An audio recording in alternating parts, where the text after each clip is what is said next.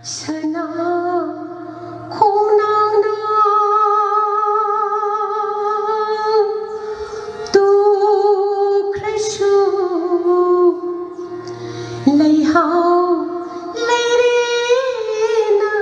mang Krishu liệp li cái giờ phoram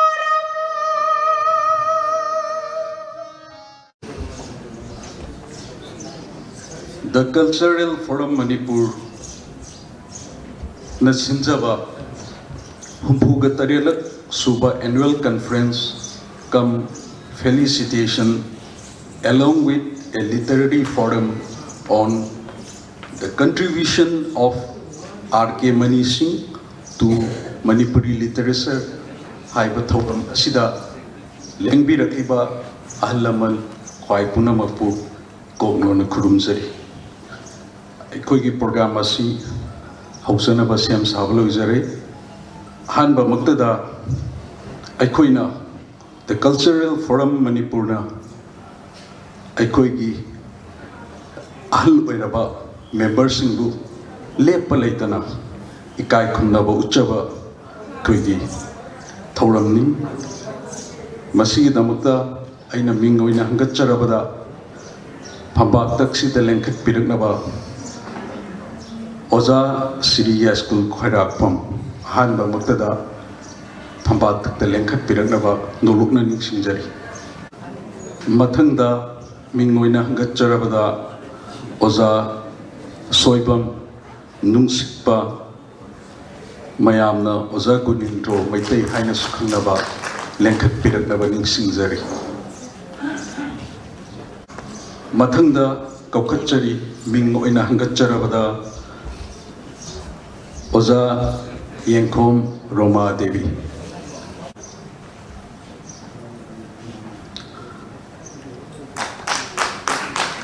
Mathanda Mukokachari Oza Binapani Thokjong Mathanga Sina Ekoigi members Singi Laktagi national level the award Pumbikrava Oxen abagi thoram asida hanba muktada kaukachari mingoina hangatcharabada Oza Hawum Saitavati Saite Academy Award 2024 Saite Academy New Delhi bu phambak taksida lengkhat piranaba nolokna ningsingjari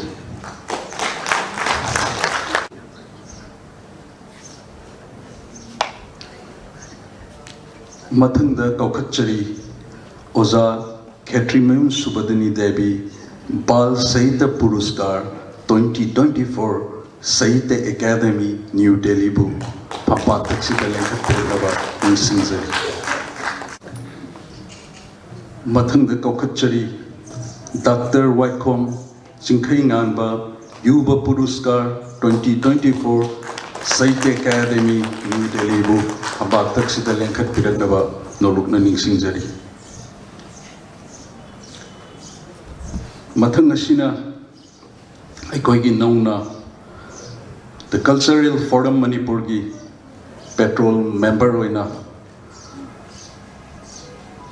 ming oina hangacharabada Oza Professor Thiam Zakendra Singh bu phambat taksida lengkhat pirangnaba ningsingjari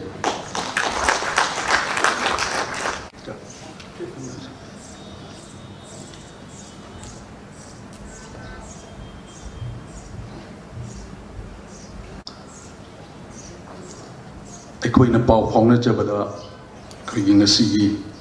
sir ꯃꯣꯡꯖꯝ ꯖꯣꯏ ꯁꯤꯡ chief gas ꯑꯣꯏꯕꯤꯒꯗꯕ ꯂꯝꯕꯤꯗ ꯂꯩꯔꯦꯅ ꯇꯥꯛꯄꯤꯔꯛꯏ ꯑꯗꯣ ꯑꯩꯈꯣꯏ ꯃꯈꯥ ꯇꯥꯅ ꯉꯥꯏꯅ ꯑꯩꯈꯣꯏ ꯀꯧꯈꯠꯆꯔꯤ ꯉꯁꯤꯒꯤ guest of ꯑꯣꯅꯔꯒꯤ ꯐꯝꯐꯝ ꯂꯥꯡꯗ ꯂꯦꯡꯁꯤꯟꯕꯤꯒꯗꯕ ꯃꯤꯡ ꯑꯣꯏꯅ ꯍꯪꯒꯠꯆꯔꯕꯗ ꯁ꯭ꯔꯤ ꯄꯨꯈ꯭ꯔꯕꯝ ꯕꯤꯂꯥꯁ ꯁꯤꯡ director Jawaharlal Nehru Manipur Dance Academy Imphal bu phambak thaksida lengkhat piraknaba nolokna ningsingjari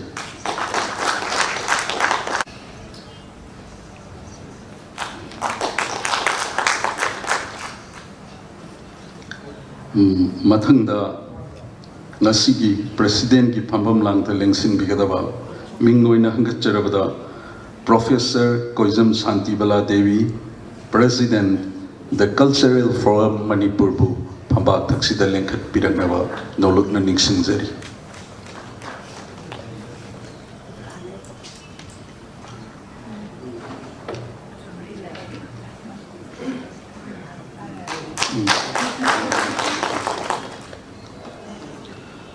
Mathang asidi aikoigi dais da lengsin birabasingbu bejas amasung gift present tawbinaba nolukna ningsingjari.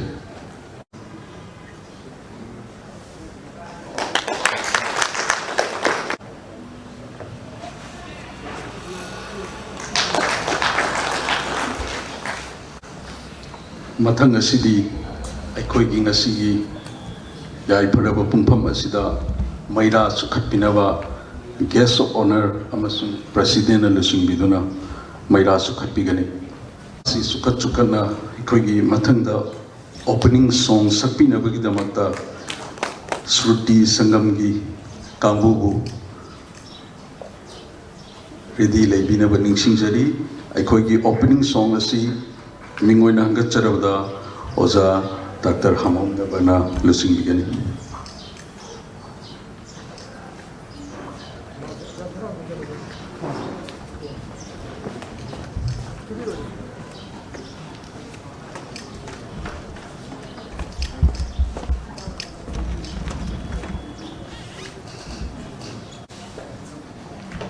Aikoigi ngasigi opening song asibu saineng birakpa G. Joy Kumar Sarmani Saiban Bana Aikoigi Oza Dr. Hamom Nabasanda Singhi Laubirisi Aikoigi opening song.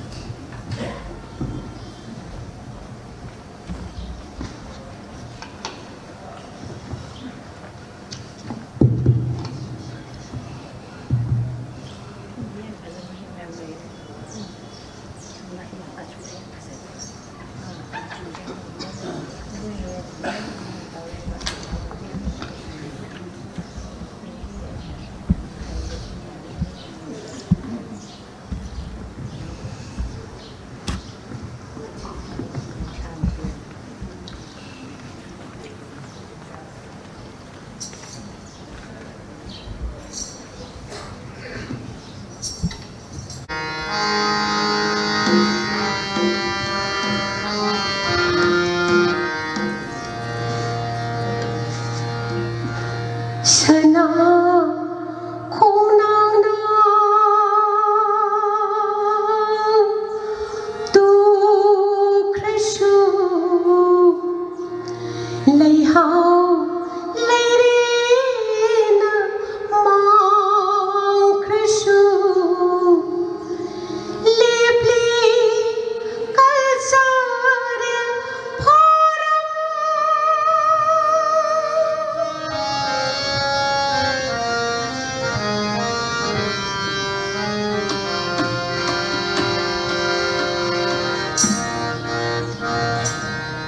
Sana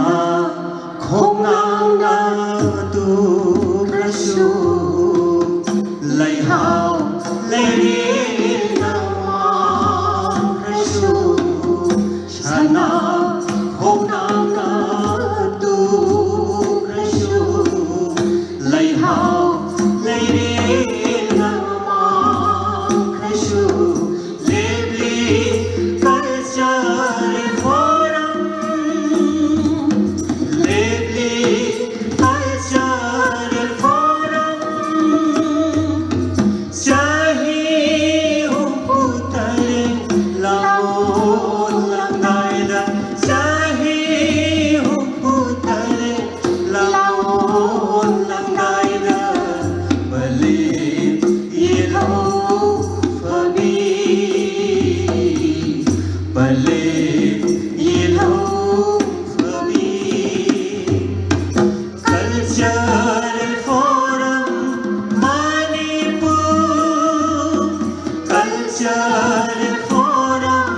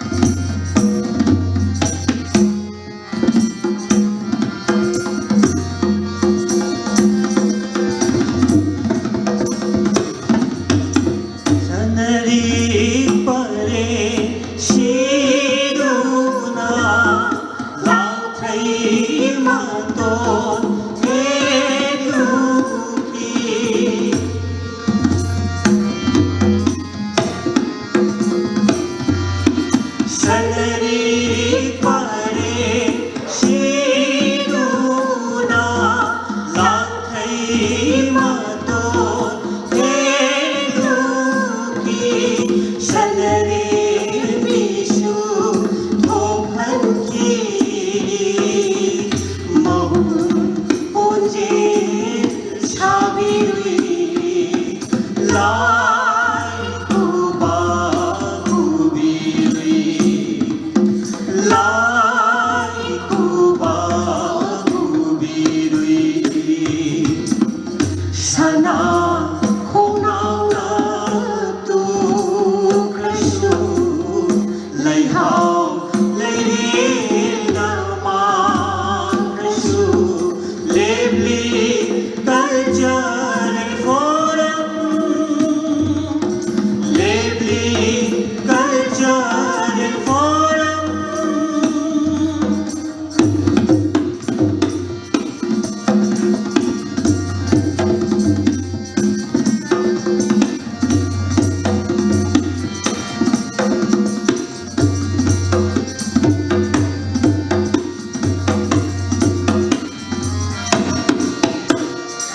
Mangatari bakhogulna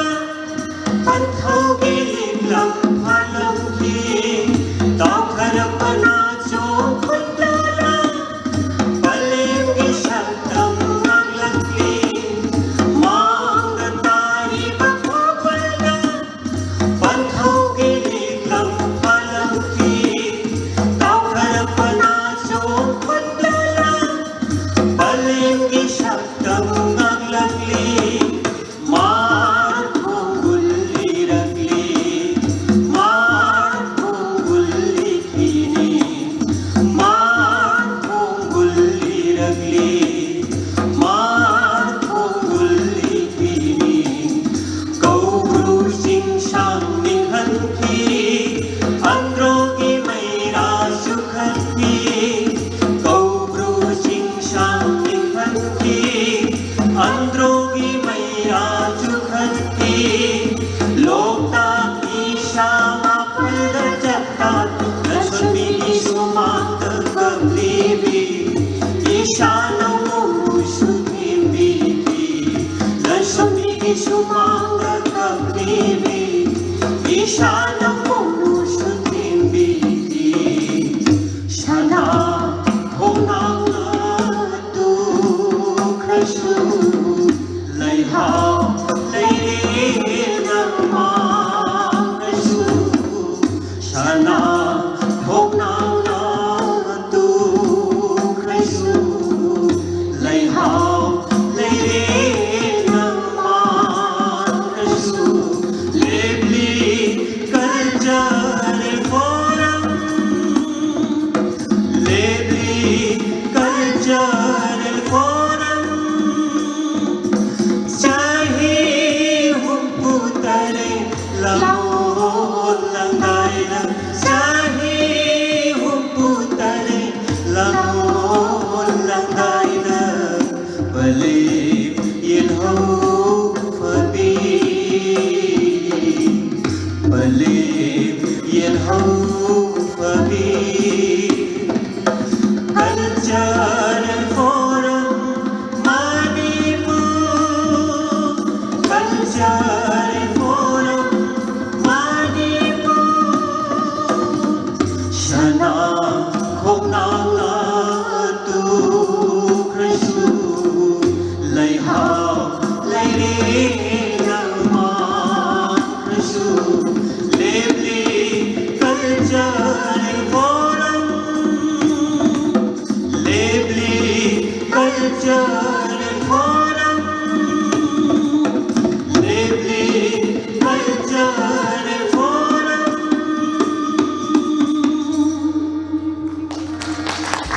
Thagachari sayau isai sakpirambagidamak surpi sagamgi kangobu ngasigi sayau isai sigi sairengkhiba G. Joy Kumar Sharma Saibanba Dr. Hamunum Nabasandra Singh Daista Kokachari ngasigi Chief Guest ki phambam langda lingsin bigidaba mingoina hangat charabada Sri Mongjam Joy Singh IAS Special Commissioner Art and Culture Manipur bu phambak thakta lengkat pinaba lingsingjari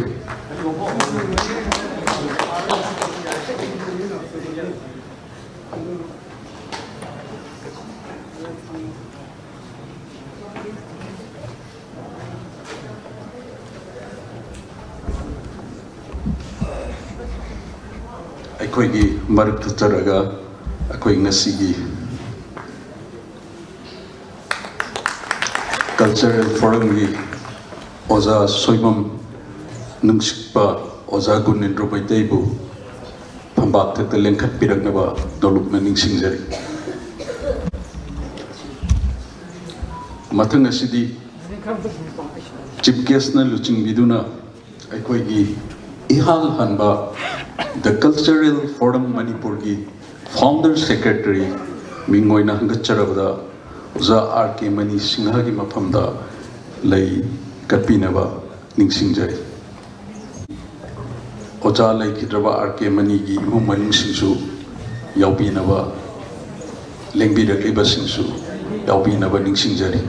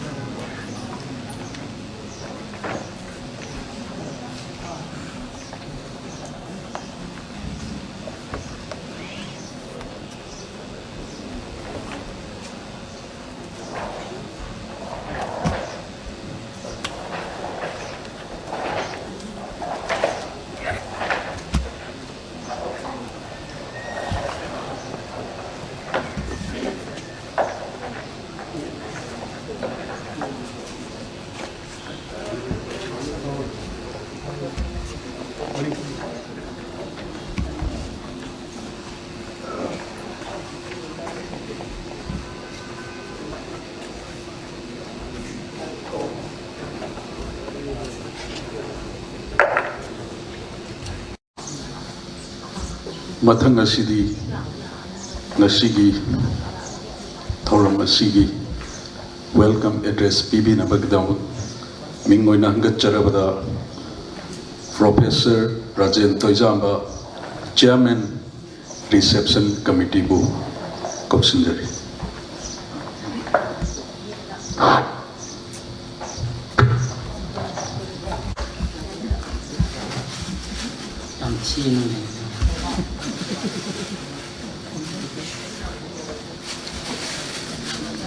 ngasi asi the cultural forum Manipur linkhatkibagi buga taret suba kumon namani namit asibu isang sina lepa leitana ningsing thoram oina pangthoktuna lakli forum asi hawdok piramba amadi thaugai pubiramba singdi Sri Takelambam Thoibi Devi Sri Mayangwam Ananda Mohan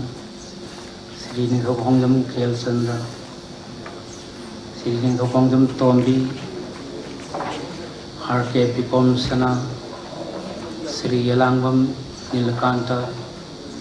Lemapokam Damodar Sri Laisam Samarendra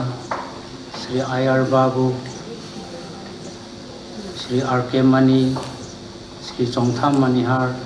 Sri Kumantham Prakash asina singbani ngasi phawada forum asina saphong lakpadagi tongan ba saitya amadi natki lamda Manipur imagi seva tawtana lakli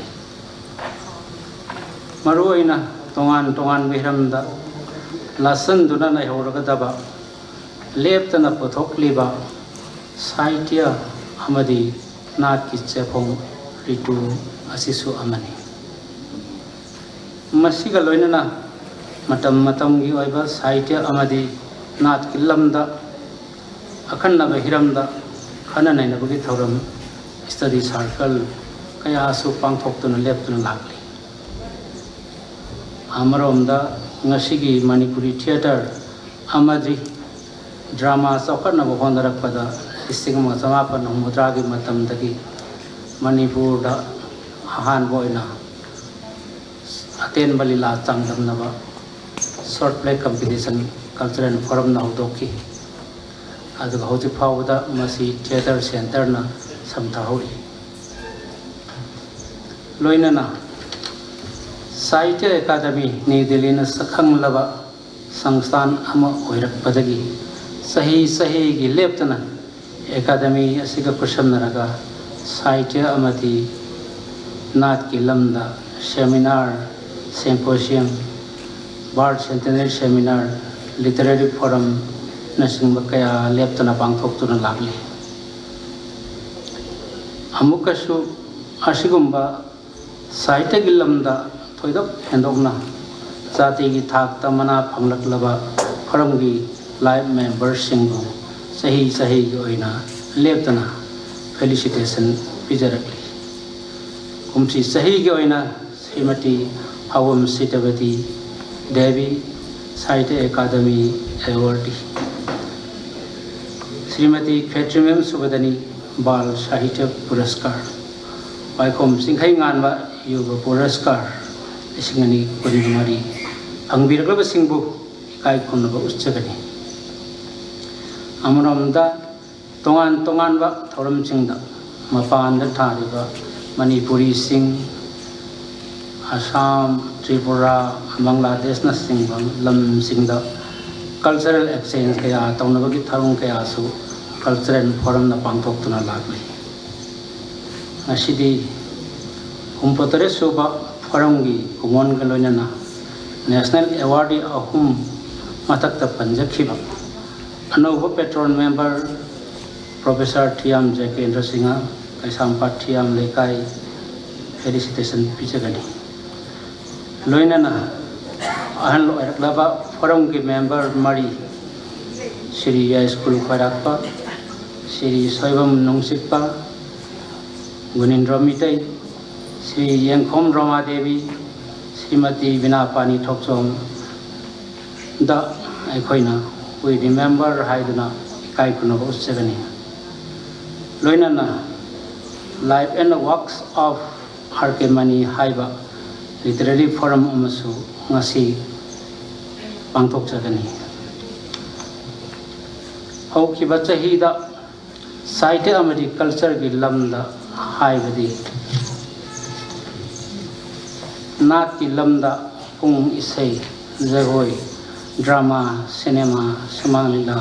wari liba, kongjom parba, putsa haibana singba, amadi Sahitya gi lam kaya da dan tawiram labi kaya gi mhamda akhannaba mioi singdra chahi ani gi oina ꯑꯩꯈꯣꯏꯅ ꯐꯠꯇꯕ ꯃꯅꯥ ꯂꯥꯟꯊꯣꯛꯆꯈꯤ ꯑꯁꯤꯒꯨꯝꯕ ꯉꯁꯤꯒꯤ ꯊꯧꯔꯝ ꯑꯁꯤꯗꯩꯗ ꯑꯊꯣꯏꯕ ꯇꯥꯡꯕꯜꯗ ꯂꯦꯡꯁꯤꯟꯕꯤꯔꯤꯕ ꯁ꯭ꯔꯤ ꯃꯣꯡꯖꯝ ꯖꯣꯏ Singh IAS Special Commissioner Art and Culture Government of Manipur ngasi thoram asida chief guest oina nengsin bibagidamukta taram obsari Sri Pukhrambam Vilas Singha Director Jawaharlal Nehru Manipur Dance Academy Imphal guest of honor oina nengsin bibagidamukta taram obsari Professor Koizam Santibala Devi President the Cultural Forum Manipur Busu Taram Oksari Asiki Thoram Masi preside to Vidamata Matanga Saita Gimana Pangat Labasing Anopa Patron member we remember the Panjari Basing Loinana the contribution of R.K. Mani Singh to Manipur literature Haiba Literary Forum Asida Sarubya Vigadaba Watim Vigadaba Professor Hoiram Bihari Singh paper present of Vigadariba Dr. Laisung Poireng Singh Dr. Kondokjam Vijalata Devi Amadi Konjangam Minakatan Singha Panamapusu Forum Maikai Dagi Taram Oksari Loina na Ngasigi Forum na Sinjariba Asigumba Forum Mapok Namit Asidita Lengpi Ragliba Saitagi Sangstan Kayagi Amadi Manipuri Saitu Nungsibiba Amadi Culture Nungsibiba Punamagna Forum Asibumapung Pan Bigani and Lengpi Rabokidamakta Forum Maikai Dagi Amukana Taram Oksari Punamapo Kurumjari Thangachari Oza Professor Rajan Toijamba Chairman Reception Committee bu welcome address BBW kidamak mathang asidi General Secretary gi report thambinaba mingoina hangacharabada Dr. N Hanjau Maitai bu lengthok pidaknaba ningsingjari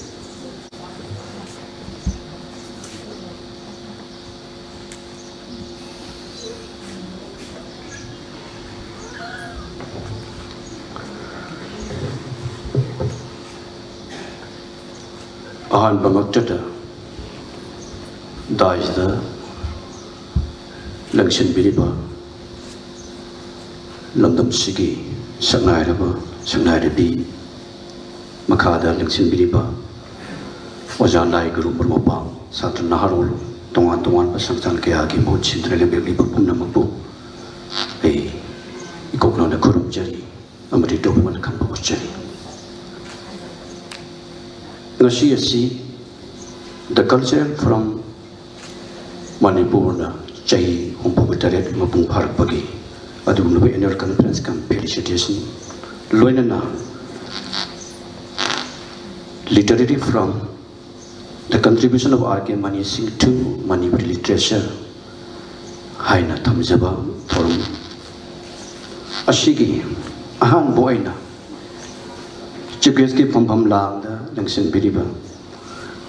Shri Mongjam Joy Singh IAS Special Commissioner Art and Culture Manipur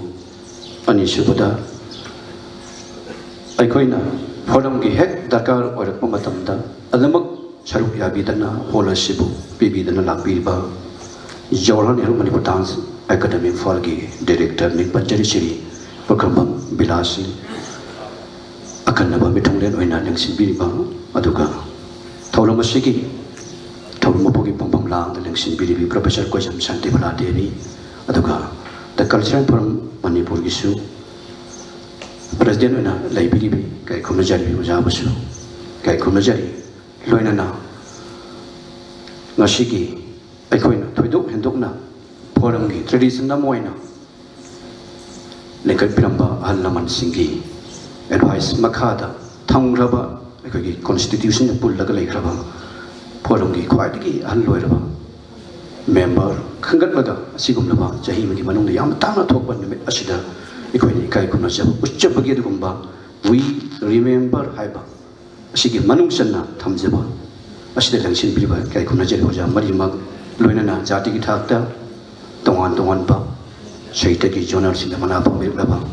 ꯂꯣꯏꯅꯅ ꯅꯧꯅ member ꯄꯦꯇ꯭ꯔꯣꯟ member ꯑꯣꯏꯕꯤꯔꯛꯂꯕ ꯍꯥꯟꯅꯁꯨ donor ꯑꯣꯏꯕꯤꯔꯤꯕ ꯏꯀꯥꯏ ꯈꯨꯝꯅꯖꯔꯤꯕ ꯑꯣꯖꯥ ꯑꯗꯨꯒꯤꯁꯨ ꯃꯊꯛꯇ ꯐꯣꯔꯝꯕꯨ ꯅꯨꯡꯁꯤꯕꯤꯗꯅ ꯍꯧꯖꯤꯛ ꯐꯥꯎꯕꯗ ꯑꯦꯋꯥꯔꯗ ꯗꯣꯅꯔ ꯑꯣꯏꯕꯤꯔꯤꯕ ꯄꯦꯇ꯭ꯔꯣꯟ ꯃꯦꯝꯕꯔ ꯑꯣꯏꯕꯤꯔꯤꯕ ꯂꯥꯏꯐ ꯃꯦꯝꯕꯔ ꯑꯣꯏꯕꯤꯔꯤꯕ ꯑꯗꯨꯒ ꯉꯁꯤꯒꯤ ꯗ ꯀꯜꯆꯔꯦꯜ ꯐꯣꯔꯝ ꯃꯅꯤꯄꯨꯔꯒꯤ ꯑꯍꯥꯟꯕ ꯖꯦꯅꯔꯦꯜ ꯁꯦꯀ꯭ꯔꯦꯇꯔꯤꯁꯨ ꯑꯣꯏꯕꯤꯔꯝꯕ ꯂꯥꯏꯑꯣꯏꯈ꯭ꯔꯕ ꯑꯣꯖꯥ ꯃꯅꯤꯒꯤ ꯏꯃꯨꯡ ꯃꯅꯨꯡꯒꯤ ꯂꯦꯡꯕꯤꯔꯛꯂꯤꯕ ꯄꯨꯝꯅꯃꯛ ꯑꯩ ꯏꯀꯥꯏ ꯈꯨꯝꯅꯕ ꯑꯃꯨꯛꯀꯁꯨ ꯎꯠꯆꯔꯤ ꯍꯧꯈꯤꯕ ꯆꯍꯤꯁꯤꯗ ꯑꯩꯈꯣꯏꯅ ꯗ ꯀꯜꯆꯔꯦꯜ ꯐꯣꯔꯝ ꯃꯅꯤꯄꯨꯔꯅ ꯁꯥꯍꯤꯇ꯭ꯌ ꯑꯦꯀꯥꯗꯃꯤ ꯅ꯭ꯌꯨ ꯗꯦꯜꯂꯤꯒꯕꯨ ꯑꯣꯏꯔꯒꯁꯨ ꯑꯇꯣꯞꯄ ꯁꯪꯁꯊꯥꯟ ꯑꯃꯒꯕꯨ ꯑꯣꯏꯔꯒꯁꯨ ꯅꯠꯇ꯭ꯔꯒ ꯑꯩꯈꯣꯏꯒꯤ ꯀꯜꯆꯔꯦꯜ ꯐꯣꯔꯝ ꯈꯛꯇꯅꯕꯨ ꯑꯣꯏꯔꯒꯁꯨ ꯄꯥꯡꯊꯣꯛꯆꯈꯤꯕ ꯇꯣꯉꯥꯟ ꯇꯣꯉꯥꯟꯕ ꯑꯦꯛꯇꯤꯚꯤꯇꯤ ꯃꯌꯥꯝ ꯑꯃ ꯑꯩꯈꯣꯏꯒꯤ ꯂꯩꯖꯩ ꯍꯥꯏꯔꯤꯕ ꯃꯌꯥꯝꯁꯤꯡ ꯑꯁꯤꯗꯤ ꯃꯁꯤ ꯂꯪꯁꯤꯟꯈ꯭ꯔꯤꯕ ꯄꯨꯝꯅꯃꯛꯀꯤ ꯃꯥꯡꯗ ꯑꯃꯨꯛꯇꯪ ꯑꯩ ꯊꯝꯖꯒꯦ ꯃꯥꯏꯊꯣꯡ ꯌꯥꯝꯕ ꯋꯥꯈꯜꯂꯣꯟ ꯃꯥꯟꯅꯕ ꯃꯤꯠꯌꯦꯡ ꯁꯥꯟꯕ ꯁꯛꯅꯥꯏꯔꯕ ꯂꯝꯗꯝꯁꯤꯒꯤ ꯂꯤꯇꯔꯦꯔꯤ ꯑꯦꯛꯇꯤꯚꯤꯁ ꯀꯜꯆꯔꯦꯜ ꯑꯦꯛꯇꯤꯚꯤꯁ ꯐꯣꯛꯂꯣꯔꯤꯁ ꯏꯇꯤꯍꯥꯁꯀꯥꯔ ꯑꯃꯗꯤ ꯂꯣꯟꯒꯤꯗꯃꯛꯇ ꯀꯠꯊꯣꯛꯂꯕ ꯑꯍꯜ ꯂꯃꯟ ꯀꯌꯥꯒꯤ ꯑꯄꯨꯟꯕ ꯊꯧꯅꯥꯅ ꯗ ꯀꯜꯆꯔꯦꯜ ꯐꯣꯔꯝ ꯃꯅꯤꯄꯨꯔ ꯇꯨꯡꯂꯝ ꯆꯠꯀꯤꯗꯃꯛꯇ ꯃꯦ 18,1958ꯗ ꯂꯤꯡꯈꯠꯄꯤ ꯉꯁꯤꯗꯤ ꯆꯍꯤ 68 ꯆꯪꯁꯤꯜꯂꯛꯂꯦ ꯐꯣꯔꯝꯒꯤꯗꯃꯛꯇ ꯃꯇꯝꯗ ꯍꯣꯠꯅꯕꯤꯔꯝꯕ ꯑꯍꯜ ꯂꯃꯟ ꯃꯇꯝꯒꯤ ꯈꯣꯡꯂꯩ ꯃꯇꯨꯡꯏꯟꯅ ꯑꯌꯥꯝꯕꯅ ꯂꯥꯏꯑꯣꯏꯈꯤꯕꯁꯨ ꯌꯥꯎꯔꯤ ꯍꯧꯖꯤꯛꯃꯛ ꯑꯩꯈꯣꯏꯕꯨ ꯂꯝꯖꯤꯡ ꯂꯝꯇꯥꯛꯄꯤꯗꯅ ꯀꯗꯥꯏꯗ ꯀꯔꯤꯗ ꯁꯣꯏꯈꯤꯒꯗꯒꯦ ꯈꯟꯅ ꯁꯦꯟꯅꯕꯤꯗꯅ ꯄꯥꯟꯅꯕꯤꯗꯅ ꯐꯣꯔꯝꯕꯨ ꯆꯥꯎꯈꯠꯅꯕꯒꯤꯗꯃꯛꯇ ꯀꯠꯊꯣꯛꯇꯨꯅ ꯍꯣꯠꯅꯕꯤꯔꯤꯕ ꯑꯍꯜ ꯂꯃꯟ ꯀꯌꯥ ꯑꯃꯁꯨ ꯂꯩꯕꯤꯔꯤ ꯃꯇꯝꯒꯤ ꯇꯣꯉꯥꯟ ꯇꯣꯉꯥꯟꯕ ꯍꯤꯔꯝꯁꯤꯡꯗ ꯄꯟꯖꯔꯕꯗ ꯁꯦꯃꯤꯅꯥꯔ ꯁꯤꯝꯄꯣꯖꯤꯌꯝ ꯁ꯭ꯇꯗꯤ ꯁꯥꯔꯀꯜ ꯁꯩꯔꯦꯡ ꯁꯩꯗꯦꯟꯅꯕ ꯏꯟꯚꯥꯏꯇꯦꯠ ꯇꯣꯛ ꯄꯤꯍꯟꯕ ꯑꯗꯨꯒ ꯁꯛꯅꯥꯏꯔꯕ ꯃꯤꯑꯣꯏꯁꯤꯡ ꯎꯟꯅꯕ ꯃꯈꯣꯏꯕꯨ ꯄꯨꯛꯅꯤꯡ ꯊꯧꯒꯠꯄ ꯁꯤꯒꯨꯝꯕ ꯃꯈꯜ ꯃꯊꯦꯜꯒꯤ ꯊꯧꯔꯝ ꯀꯌꯥꯁꯤ ꯑꯩꯈꯣꯏ ꯄꯥꯡꯊꯣꯛꯇꯨꯅ ꯂꯥꯛꯏ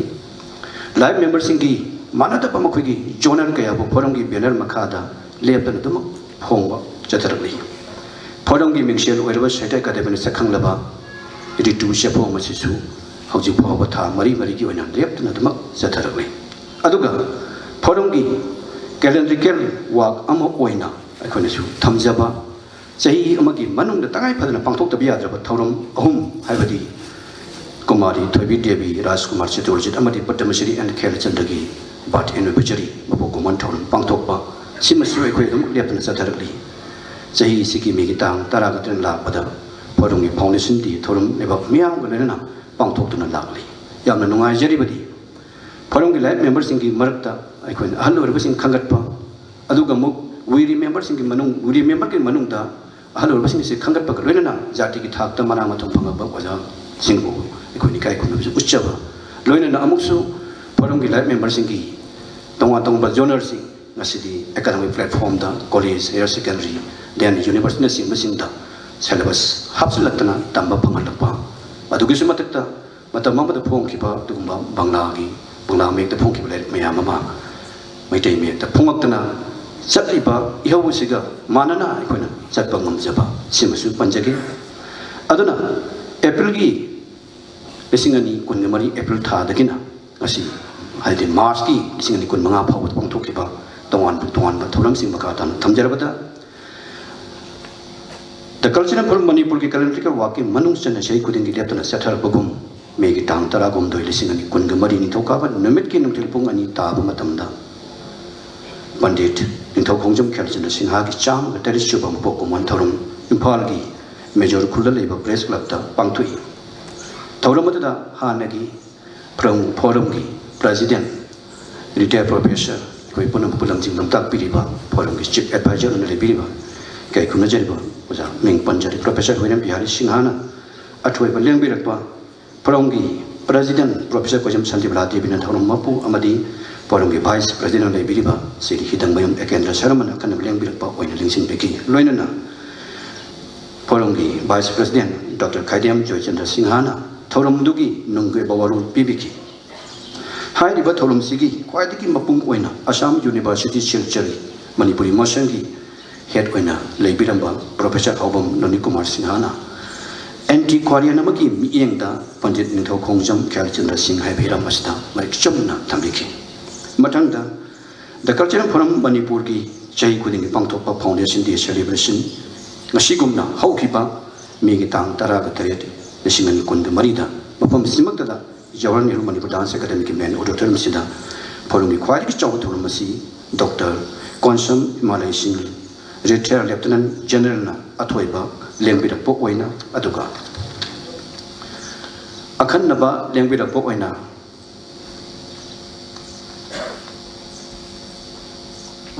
Professor Kojam Santibla Divina Thormopoki Pampam Langda Langshin Biki aduga akhanaba lengbi pok oina Professor N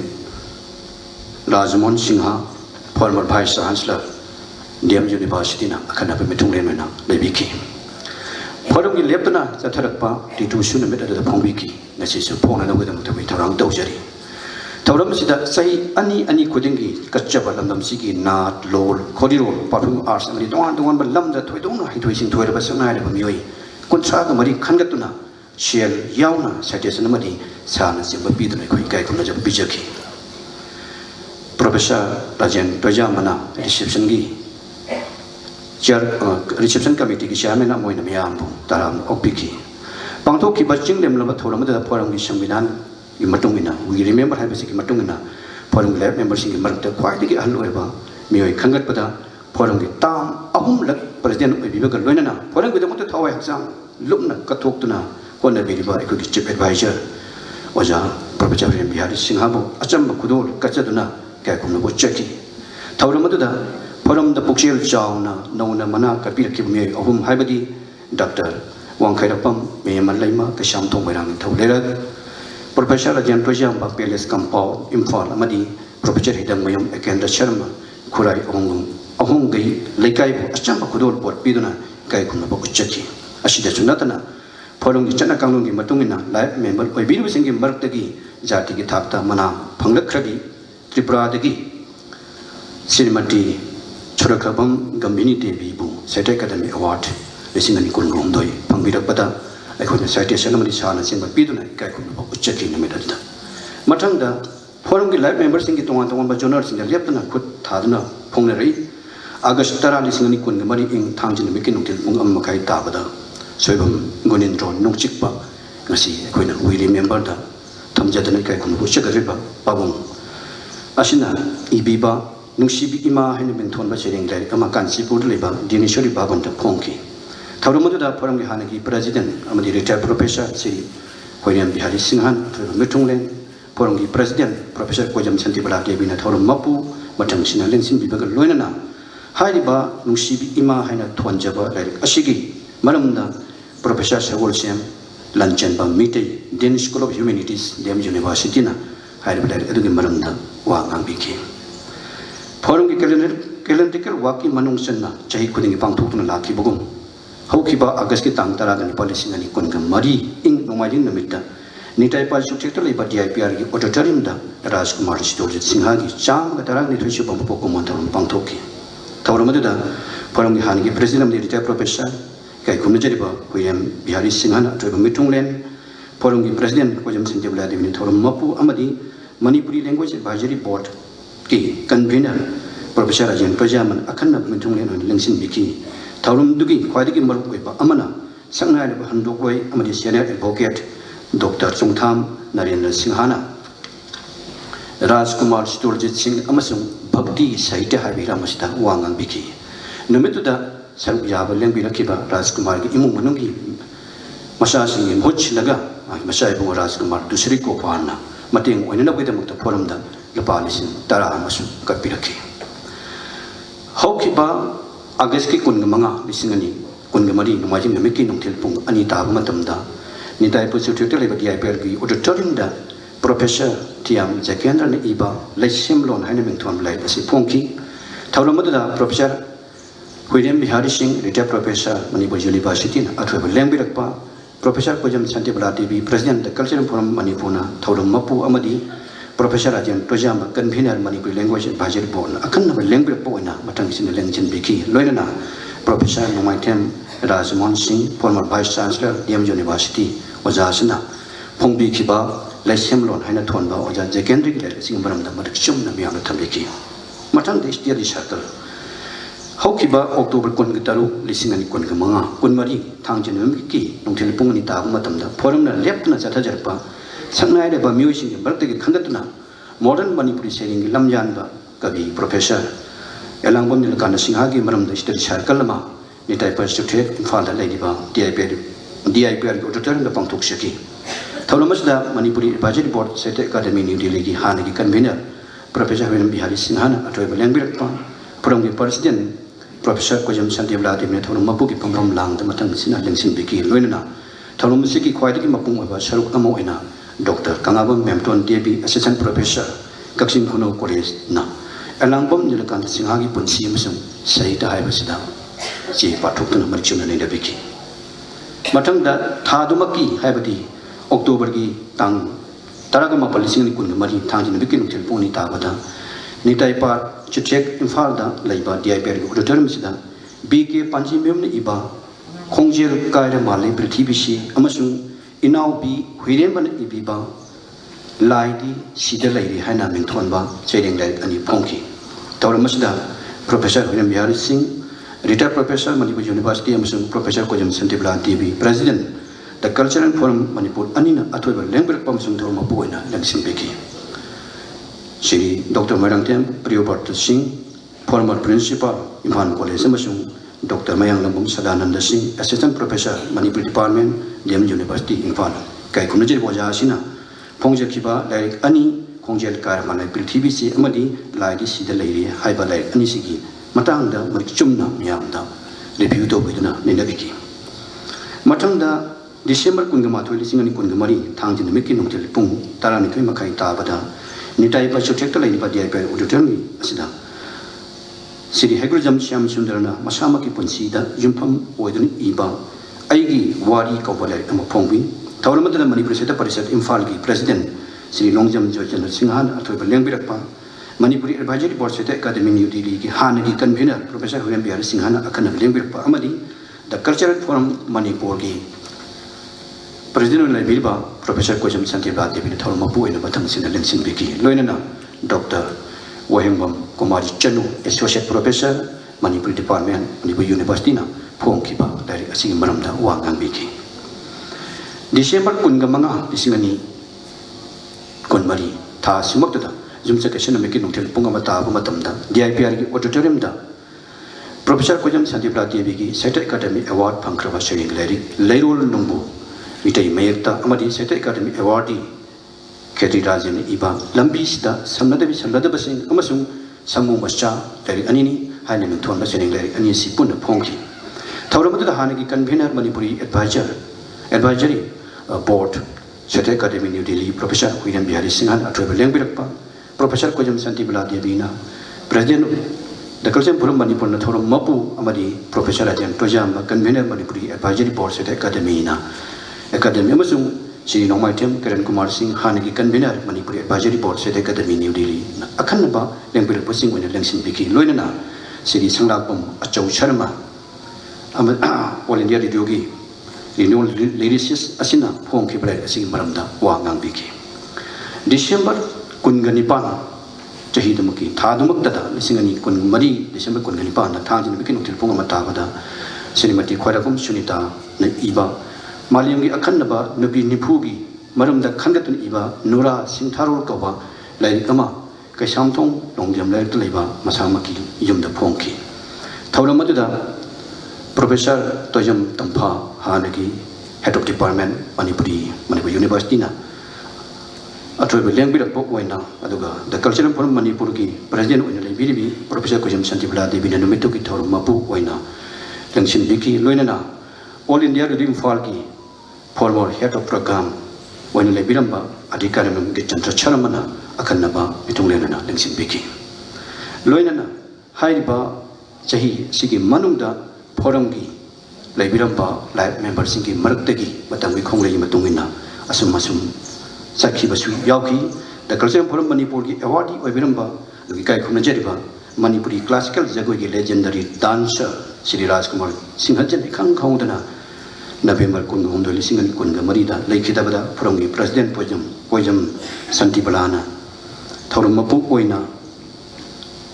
November की tang kun gamanga nungtel pungani ta matamda office forum gi office ta awa phung dok gi thawin pangthok saki manipuri khorero ki sangai re ai bom sung forum gi awardee sri maibam nabakishor singhana khang khangudana November kun ga mapan isingani kun ga mari da taibang pan thadok kibda asilasu December ki tang kulu tang ohum isingani kun ga mari leba pon nungtil namit ki nungtel pung ama ta ba matamda forum gi office ta president Professor Kojam Santi Blana thawin mapu odina awa phung dok gi thawin pangthok saki loinana imung manung gi awa da su sharuya jaki lisingani kun ga mari haukiba December tang tara ga ta su Manipuri Nat Sankirton jagoi segilamda sangai bi Natratna Haisnam Asangbi Devi Thangagi Asangbi hana khangnabi Kongba Bazar da lerambi masagi sahi marpudra ga taret subada lekidabada December taraga ni palisingani kun ga marida forum gi office ta Professor Kojam Santi Blana Devi na thawma pu uduna awa phungdok pagi thawma mamsu ko pangthok saki loinana Sahi siki January tang ama lisingani kun ga ma ni ka senami kinung thil pung ama ta matamda The Cultural Forum Manipur na sahi khudingi leptana chathar pagum All Assembly rotal laiba Manipur Assembly Secretariat ke Archives and Museum Hall da Kumari Takal Mamthoibi Devi gi chama ga mga chupama pokomon pangthoki thormasda Manipuri Language Advisory Board State Academy New Delhi gi hanagi convener forum gina chet bai advisory na biri bai kai kumna jariba Professor William Bihari Singhana athoiba lengbirakpa forum gi President Professor Kojam Santi Blana Devi amasung Manipuri Language Advisory Board State Academy New Delhi ki convener Professor Rajan Projamba anina mathang sina thawrung mapu amadi akhana lengbirakpo ina pampam lang lengsing biki thawrung madugi mapung oina GP Women's College Manipur Department Assistant Professor oina Daibiri Dr. Konthojan Bijlata Devi na fiction writer amoina Kumari Thoibi Devi haiba hiram asda marik chumna naina biki forum na sahi kaya lisang sina Manipuri corridor lol amadi nat ki lamda kathoktuna hola jar popul nungsi biduna donor patron member amadi life member hingal pus lepri forum gi hanagi donor ka sampat thiam lai kai dagi Professor Diam Jakendra namagi apok pai pomsa gi mingda thiam bomsa memorial award lifetime achievement in classical music dance kapiki bukitamakta yam puksel chauna amuksu makhatana ngasisu patron member oibirapa adu sui kai kum uchaki sigi mathangda aikoi awa phongdok amuksu forum gi golden pillar haije batare Manipur general secretary tam anirak oibiramba aduga president onesu lising samapan marfuku mapandena lising samapan magraga mathoi phawasu oibiramba ritu chaphonga sibisu editor una tam anirak su oibiramba forum gi damakta kathokton hona biramba gi mathakta forum da khwaidik chawba sinfam katpiduna Kumantem Prakash Award Dance and Performing Artist haina pibanga manbiba maithong yamba aiba State Academy Award winner Sri Kumantem Prakash Singhana haukiba January tara tare isingani kunga manga irai namita lekhidabada numitoki nungtil pung ani tabu matamda forum gi office ta President Kojam Santi Blana Devi na share lawduna member pun makaluna na awa phongdok saki saruk lapi yaba lapi kiba member khudimang na lekhidabgi photo la isu ka saki loinana hanagi forum gi President Professor William Bihari Singhana Sri Prakash na forum gi damakta Manipuri Nat Saita Lol amadi atai performing art ki lamda lawbiram batawbiram thodang kayabu nahona ningsing jabagaloina imu manungi awab dasu punna sau yamina ki loina namitu lawba edition copy dasu forum gi maiki dagi imu manungi miwishingda khushina jaki amuksu Saita Academy Translation Prize winner kai kumajari oja Aribam Kumar Charamana January kun gani pan singani kun ga mangagi lebo kun namita masagi anaba mamtri khang khang tu lekida bada forum gi president Professor Kojam Santi Blana Devi na share lawduna forum gi pista January tang kun ga mapan isingani kun manga jum sikasi numi kinung til pungani ta matamda forum gi members ngaruna na mini ani tumina leptana awa phongdoki sangai raba maithong yamba oja sina forum gi general secretary tam anirak aduga president oinasu duritu sephongi editor oinasu pubiduna kathoktana hona birami oja sigi marumda ekoi ki professor chief advisor kai kunujari oja Professor William Bihari Singhana miyamda marik chumna oja Kumar ki marumda thangbi bagaloina na namet adu dai khoina lawseba lekidabagi resolution copy adusu yung manuda yawon zaki mathang damusu forum gi life member oi biramba laibak na nongmai pandit haina khangnaba koni kai kunujari Professor nongmai tem tombi Singhana March tara gani tholi singani kun ma jim dikse namite khang khang tu lekidabada forum gi president Professor Kojam Santi Blana Devi na share lawduna forum gi office ta March tara mangal sini kun gamanga thangji na mikin until pung ahum ta matamda member pun makaloin na awa phunduk saki sakna leba critic amadi mai thong yam ai bisna leki dabada minute ani tumina leptuna ma ke tamana tai mu mapuki le ko le ing singa leuna ba thongni jaki loina na imu manungi awa basu sarup yaminaki adugi sumatta nameda na awa phunduk pudi yaw khiba ta khiba ai ki resolution copy da su phorongki mai ki degi imu manungda khosin da saki asumna ai khoi hau khiba lisingani kunga marigi April tha dagina handaki hauki ba lisingani kunga manga March tha si phawda forum na tongan ba pangthok sakiba activity singadu tengsin biriba pomnamakta hangachabani soinam yaurgasu or pasitana da yaurgasu nakpigani mayam pon amukasuna kurumjari thakachari General Secretary ki report piviramba Dr. N. Anjau Miteibu Mathang asidi aikoi gi tha mari leiraga phongjaba ritu gi sepong miyam mangda busi chief guest na release tawinaba ningsingjari aduga phambak thakta lengsin birangnaba nolukna ningsingjari mingoina hangacharabada Professor Toijan Tampha Editor General Secretary Dr. N. Anjau Mitei amasung nasigi reception committee ki chairman obiriba mingoina hangacharabda oza Professor Rajen Toijam babusu stage da lengkhat piraknaba nolukna ningsingjari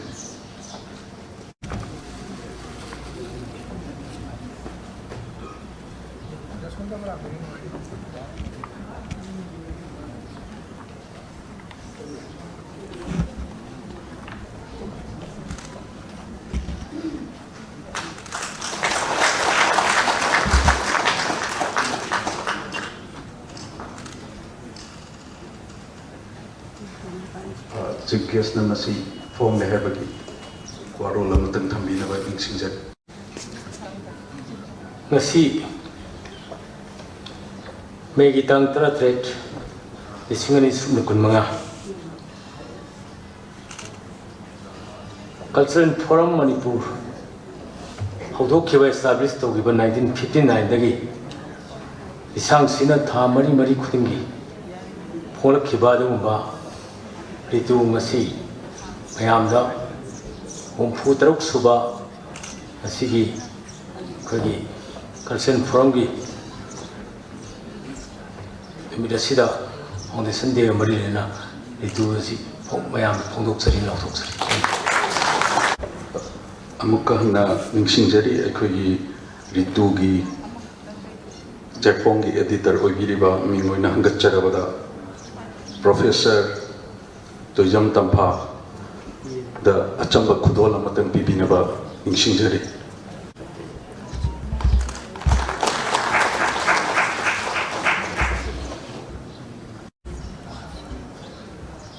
aikoi gi ritu gi cover design tawiba mingoina hangacharabada Amarjit Tongrambusu phambak thaksida lengkhat piraknaba ningsingjari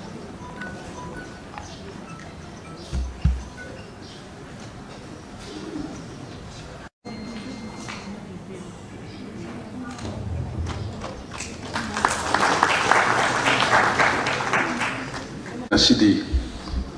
aikoi gi members singi maraktagi khwaidagi ahal oiraba singbu ikai khumnajabagi tanja adu laksarai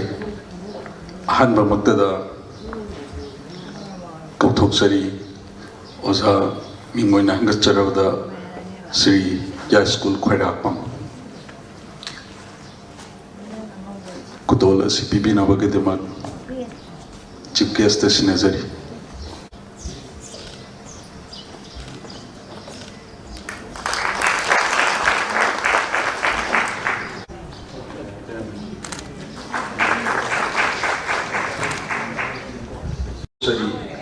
mingoina hangacharabada oza soibam nungchikpa gunendro maitaibu kudol tambinabagidamaka ningsingjari mingoina hangacharabada guest of honor gi phampham lang de lengsinbiriba Sri Purkhamam Bilasing Director Jawaharlal Nehru Manipur Dance Academy Imphal.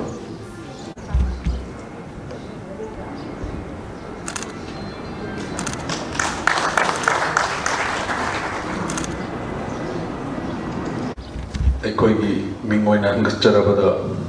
ꯑꯣꯖꯥ ꯕꯤꯅꯥꯄꯥꯅꯤ ꯊꯧꯆꯣꯝꯕꯨ ꯐꯝꯄꯥꯛꯊꯛꯇ ꯂꯦꯡꯈꯠꯄꯤꯔꯛꯅꯕ ꯅꯤꯡꯁꯤꯡꯖꯔꯤ꯫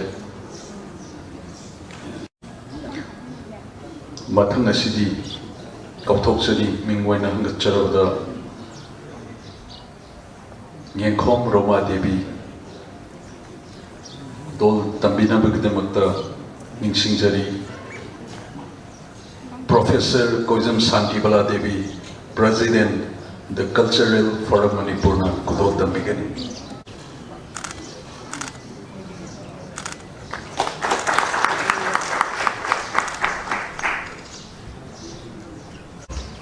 Mathanga Kautok Jari, Mingwina Gacharavada,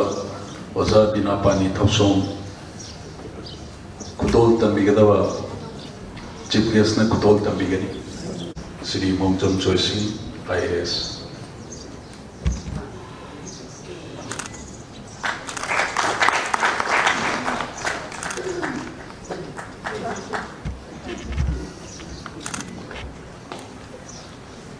Mathang asisu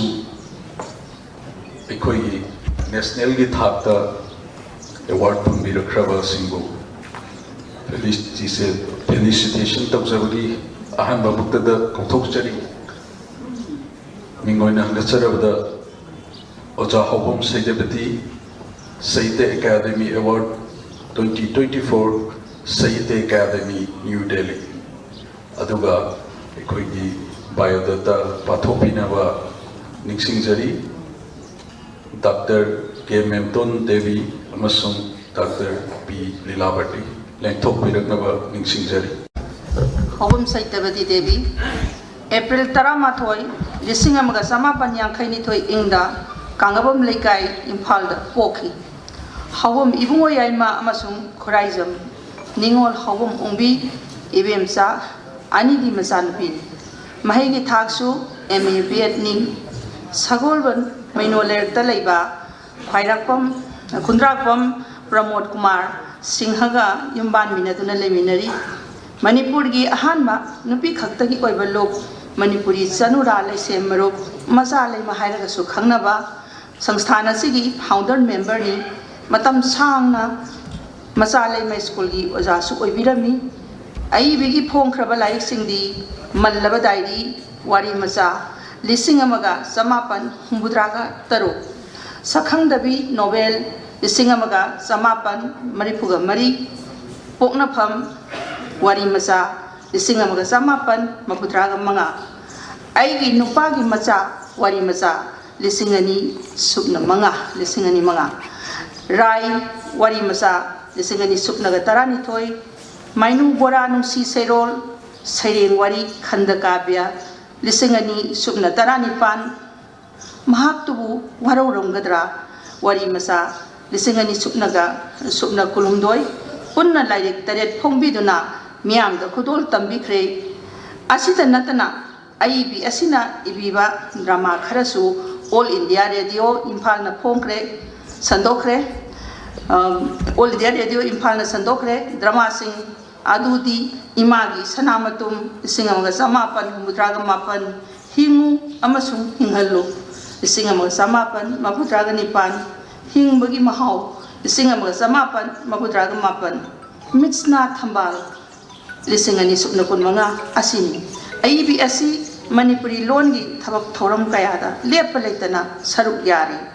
Aigina, Member of Viramba Organization Singdi, Manipuri Sahitya Parishad, Imphal, the Cultural Forum Manipur, Patriotic Writers Forum, Imphal, Founder Member of Lemerol, Horzekol, Lekol Haina Sukhangnaba, Manipur Amasung, Manipur State Kala Academy, Imphal Executive Council Gisu, Member Oibiki. IB Asina, Manipuri Sahitya Gilamda, Tauzariba, Tabak Singbu, Ikai Kumnabiduna, Tongan Organization Singna, Ikai Kumnaba, Udbikre, Aibina Pankraba, Award Singdi, Haidem Pramodini, Gold Medal, Lising Anitaret, the Cultural Forum, Manipurna piba Dineshwari Sahitya Mana lisingani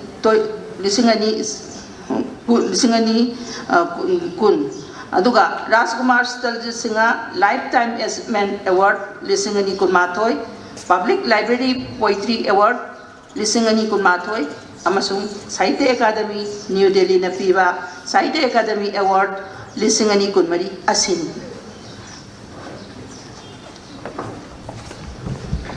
Taramna Okchaba Haubam Satyavati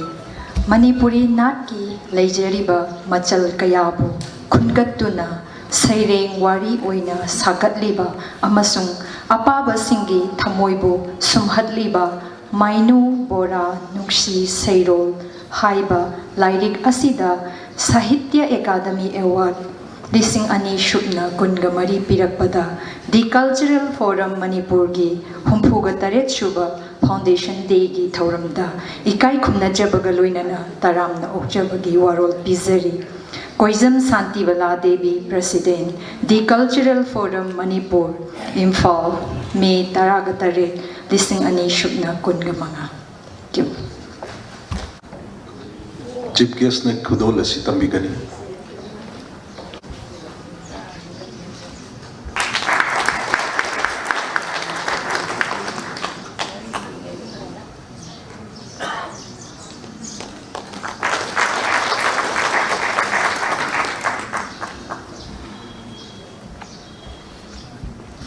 Mathangda Kauthokchari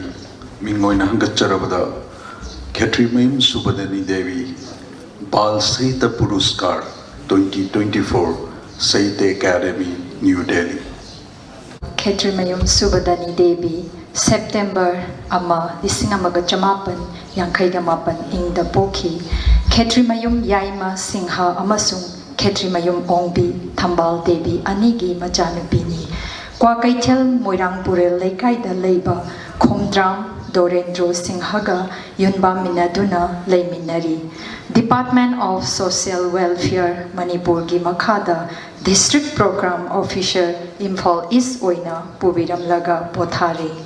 IEB Asina Manipuri Sahitya Gi Hiram Kayada Chokthaba Leitana Khudthari IEB Gi Phongkraba Lairik Singdi Mangkraba Isai Gi Sur Laiba Nahakpu Aigi Kanano Nungi Jinban Prithibigi Pungawari Khara Pigi Wari Bharatki Pungawari Khara Yening Thana Lakpada Prajatantra Chatpa Leibak Amagi Wari Awang Nongpokki Pungawari Khara Saknairaba Kharagi Punsi Illustrated Folktales of Manipur Maisa Amasung Maichak Asengba Iral Malem Atia Asida Natana Angangi Sahitya Dasu Lairik Kaya Ingrazida Phongkre Manipuri Feature Film Short Film Script na Chingbada Ibata Natana Film Producer Su Oibikre IEB Asina Manipuri Korirol Gi Lamda Taubiriba Khudol Sing Asibu Sakhang Biduna Tongan Ba Organization Singna Mana Kaya Piduna Ikai Khumnaba Utkre Maruiba Kharadang Panjarabada Chandra Sakhi Laishram Chumthang Mana Lising Ani Shubna Taragani Toy Toizam Bihari Ningsing Sahitya Mana Lising Ani Shubna Tarago Humtoy Modhumati Memorial Award Lising Ani Shubna Kunga Humdoy Haisnam Basanta Kumar Award Lising Ani Shubna Kunga Humdoy Yendrembam Shurlata Puruskar Award Lising Ani Shubna Kunga Humdoy Moirang Them Kunjamani Ningsing Korirol Mana Lising Ani Shubna Kunga Humdoy Sagol Sem Taruni Leima Ningsing Loina Sillon Mana Lising Ani Shubna Kunga Humdoy Maisnam Babu Amasung Pasot Memorial Award Lising Ani Shubna Kunga Mari Mantri Mayum Ningol Moirang Them Ongbi Ibetombi Sahitya Mana Lising Ani Shubna Kunga Humdoy Sahitya Academy na piba Sahitya Academy Bal Sahitya Puruskar Lising Ani Shubna Kunga Mari na Chingba Piduna Ikai Khumnaba Utkre feature film, short film, ꯁ꯭ꯀ꯭ꯔꯤꯞꯅꯆꯤꯡꯕ ꯏꯕꯗꯁꯨ ꯃꯅꯥ ꯀꯌꯥ ꯄꯤꯗꯨꯅ ꯏꯀꯥꯏ ꯈꯨꯝꯅꯕ ꯎꯠꯄꯤꯈ꯭ꯔꯦ꯫ ꯑꯏꯕꯩ ꯑꯁꯤ ꯅꯨꯄꯤ ꯑꯏꯕꯤ ꯈꯛꯇꯒꯤ ꯑꯣꯏꯕ ꯂꯨꯞ ꯂꯩꯀꯣꯜꯒꯤ ꯄ꯭ꯔꯁꯤꯗꯦꯟ ꯑꯣꯏꯕꯇ ꯅꯠꯇꯅ ꯃꯅꯤꯄꯨꯔꯒꯤ ꯇꯣꯉꯥꯟ ꯇꯣꯉꯥꯟꯕ ꯁꯥꯍꯤꯇ꯭ꯌꯒꯤ ꯂꯨꯞ ꯀꯌꯥꯒꯤ ꯃꯦꯝꯕꯔꯁꯨ ꯑꯣꯏꯔꯤ꯫ ꯇꯔꯥꯝꯅ ꯑꯣꯛꯆꯕ ꯈꯦꯇ꯭ꯔꯤꯃꯌꯨꯝ ꯁꯨꯕꯗꯅꯤ ꯗꯦꯕꯤ ꯑꯉꯥꯡꯒꯤ ꯁꯥꯍꯤꯇ꯭ꯌꯒꯤ ꯄꯨꯀꯩꯗ ꯑꯅꯧꯕ ꯏꯅꯣꯠ ꯑꯃ ꯍꯥꯞꯂꯤꯕ ꯑꯃꯁꯨꯡ ꯇꯣꯞ ꯇꯣꯞꯄ ꯃꯍꯥꯎ ꯑꯃ ꯑꯄꯥꯕꯁꯤꯡꯗ ꯄꯤꯕ ꯉꯝꯍꯜꯂꯤꯕ ꯃꯥꯂꯦꯝ ꯑꯇꯤꯌꯥ ꯍꯥꯏꯕ ꯂꯥꯏꯔꯤꯛ ꯑꯁꯤꯗ साहित्य अकादमी नई दिल्ली साहित्य अकादमी बाल साहित्य पुरस्कार 2020 पीरकपदा द कल्चरल फोरम मणिपुर की 68 सूबा फाउंडेशन डे की थौरमदा इकाई खुमनजबग लोइनना तरामना उक्सबगी वारोल पिजरी Oijam Shantibala Devi president the cultural forum Manipur Imphal May 13/2025 Guest of honor na khudol tambigani.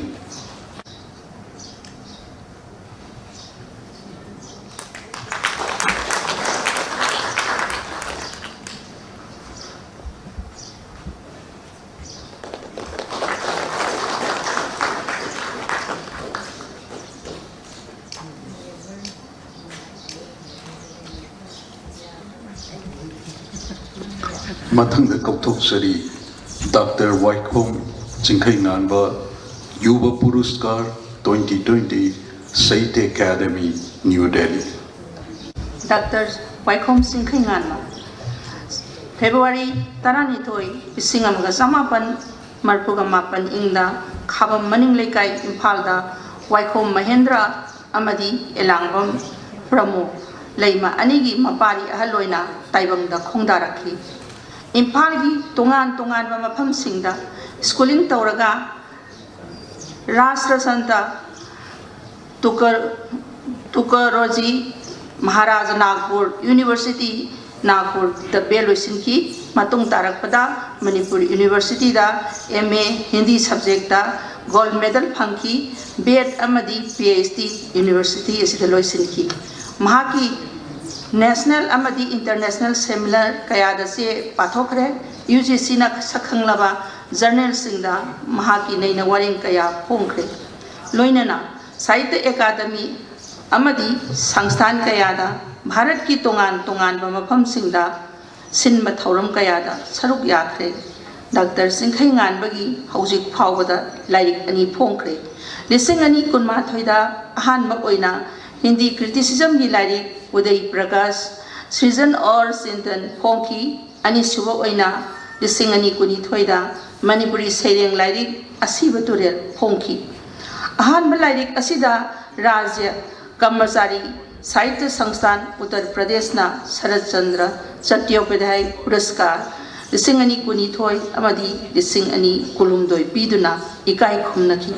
loinana ani suba lairik asigi damakta Manipuri Sahitya Parishad Thawal Masa Wangjingna Laitan Them Ram Singha Ningsing Sahitya Mana 2023 amasung Sahitya Academy na Sahitya Academy Yuva Puraskar 2023 piduna ikai khumnaki handokpagi lamdasu khutthariba naha oiriba aiba si haujik National Sports Academy Khuman Lampak Sports Complex Imphal da Hindi gi oja oina thabak tawri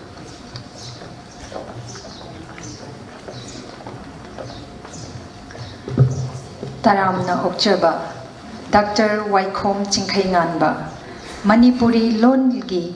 Wahai Singbu Taru Tanana Ittuna Nanduna Leigi Nachomgumna Ningthina Semgatliba Amasung Apaba Singda Anauba Ihul Ama Piba Ngamlaba Asibagi Turil Haiba Saireng Lairik Asida Sahitya Academy Nai Delhi na Sahitya Academy Yuva Puruskar 2023 piduna ikai khumnaba utlakpada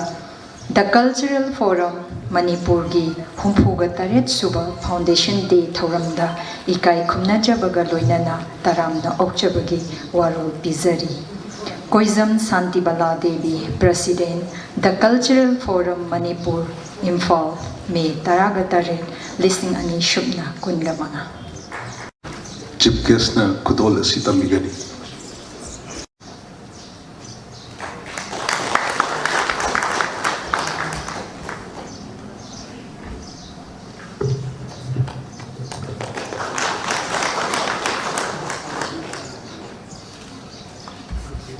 Mathang asidi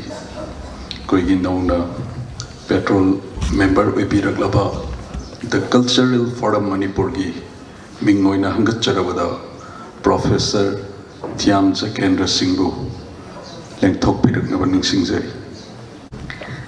Professor Thiam Jakendra Singh, Ozana, Jahi Nipu Hena, Ozagi Sinpamda, Leiduna, PhD Amadi, MPhil gi scholar kaya putokri.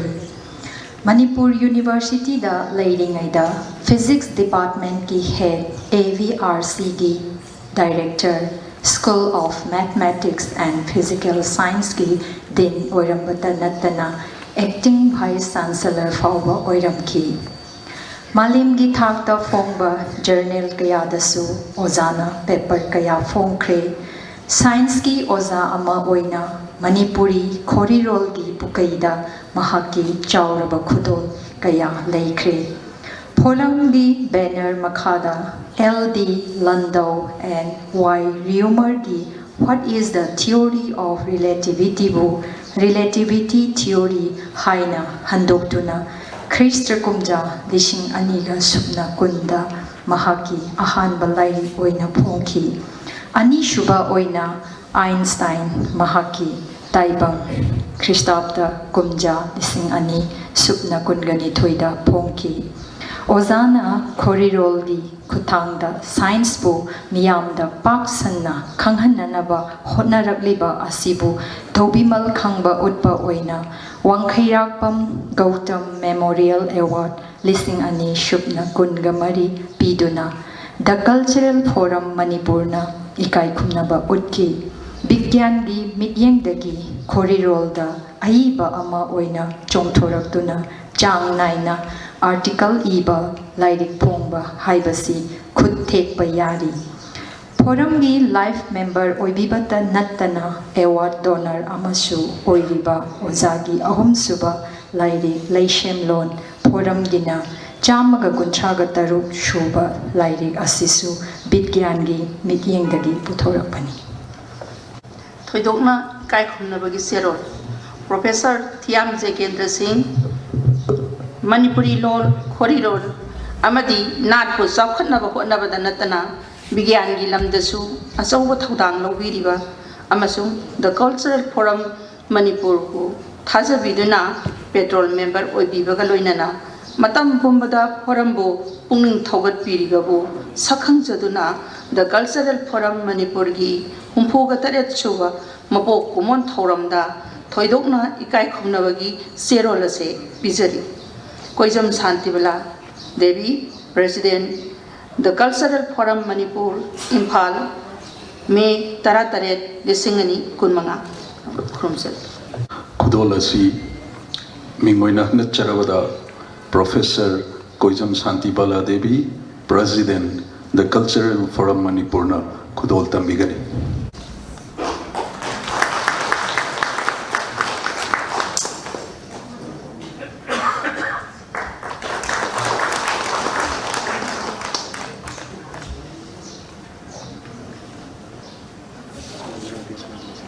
Sida Aikoigi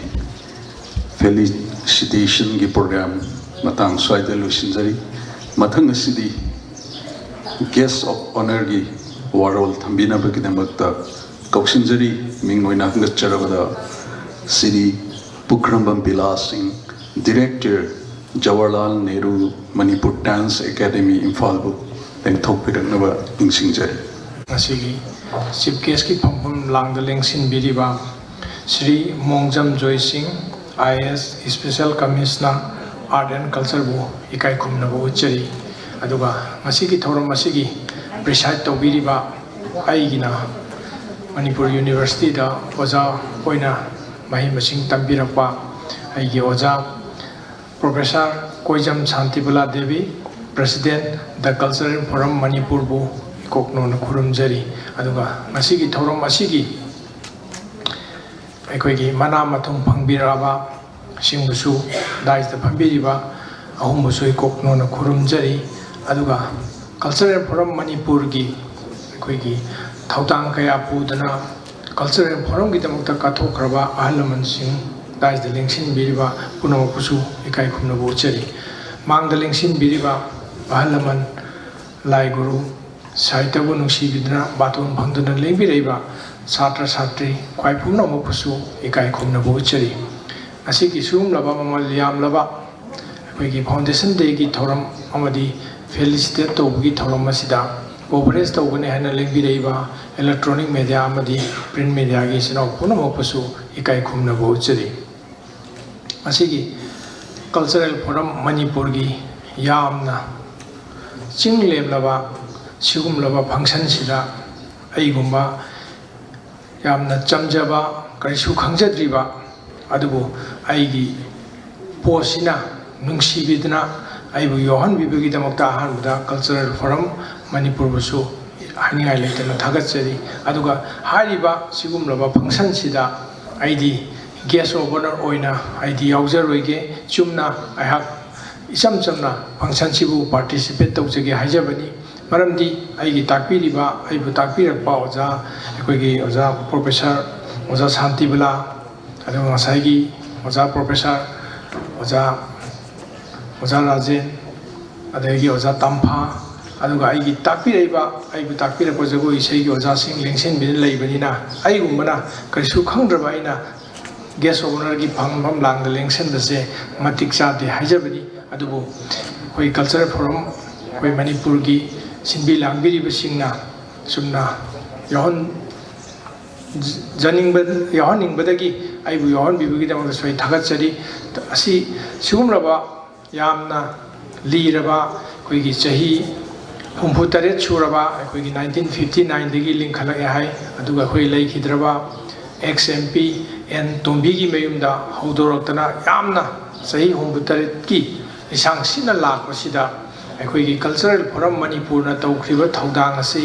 ꯑꯩꯈꯣꯏꯒꯤ ꯃꯅꯤꯄꯨꯔꯒꯤ ꯁꯨꯞꯅꯇꯒꯤ ꯁꯥꯍꯤꯇ꯭ꯌꯒꯤ ꯅꯠꯇꯅ ꯃꯅꯤꯄꯨꯔꯒꯤ ꯀꯜꯆꯔꯒꯤ ꯁ꯭ꯄꯣꯔꯠꯁꯀꯤ ꯍꯥꯏꯔꯤꯕ ꯂꯤꯂꯥ drama ꯃꯅꯤꯄꯨꯔꯒꯤ ꯁꯥꯟꯅ ꯈꯣꯠꯅꯕꯒꯤ ꯁꯪꯀ꯭ꯔꯤꯇꯟꯒꯤ ꯂꯩꯔꯤꯕ ꯃꯌꯥꯝꯁꯤꯡ ꯑꯁꯦ ꯁꯤꯒꯨꯝꯂꯕ ꯉꯁꯤꯒꯤ ꯔꯤꯇꯨ ꯍꯥꯏꯔꯤꯕ ꯑꯩꯈꯣꯏꯒꯤ ꯆꯦꯐꯣꯡꯁꯤꯗ ꯑꯗꯨꯛꯀꯤ ꯃꯇꯤꯛ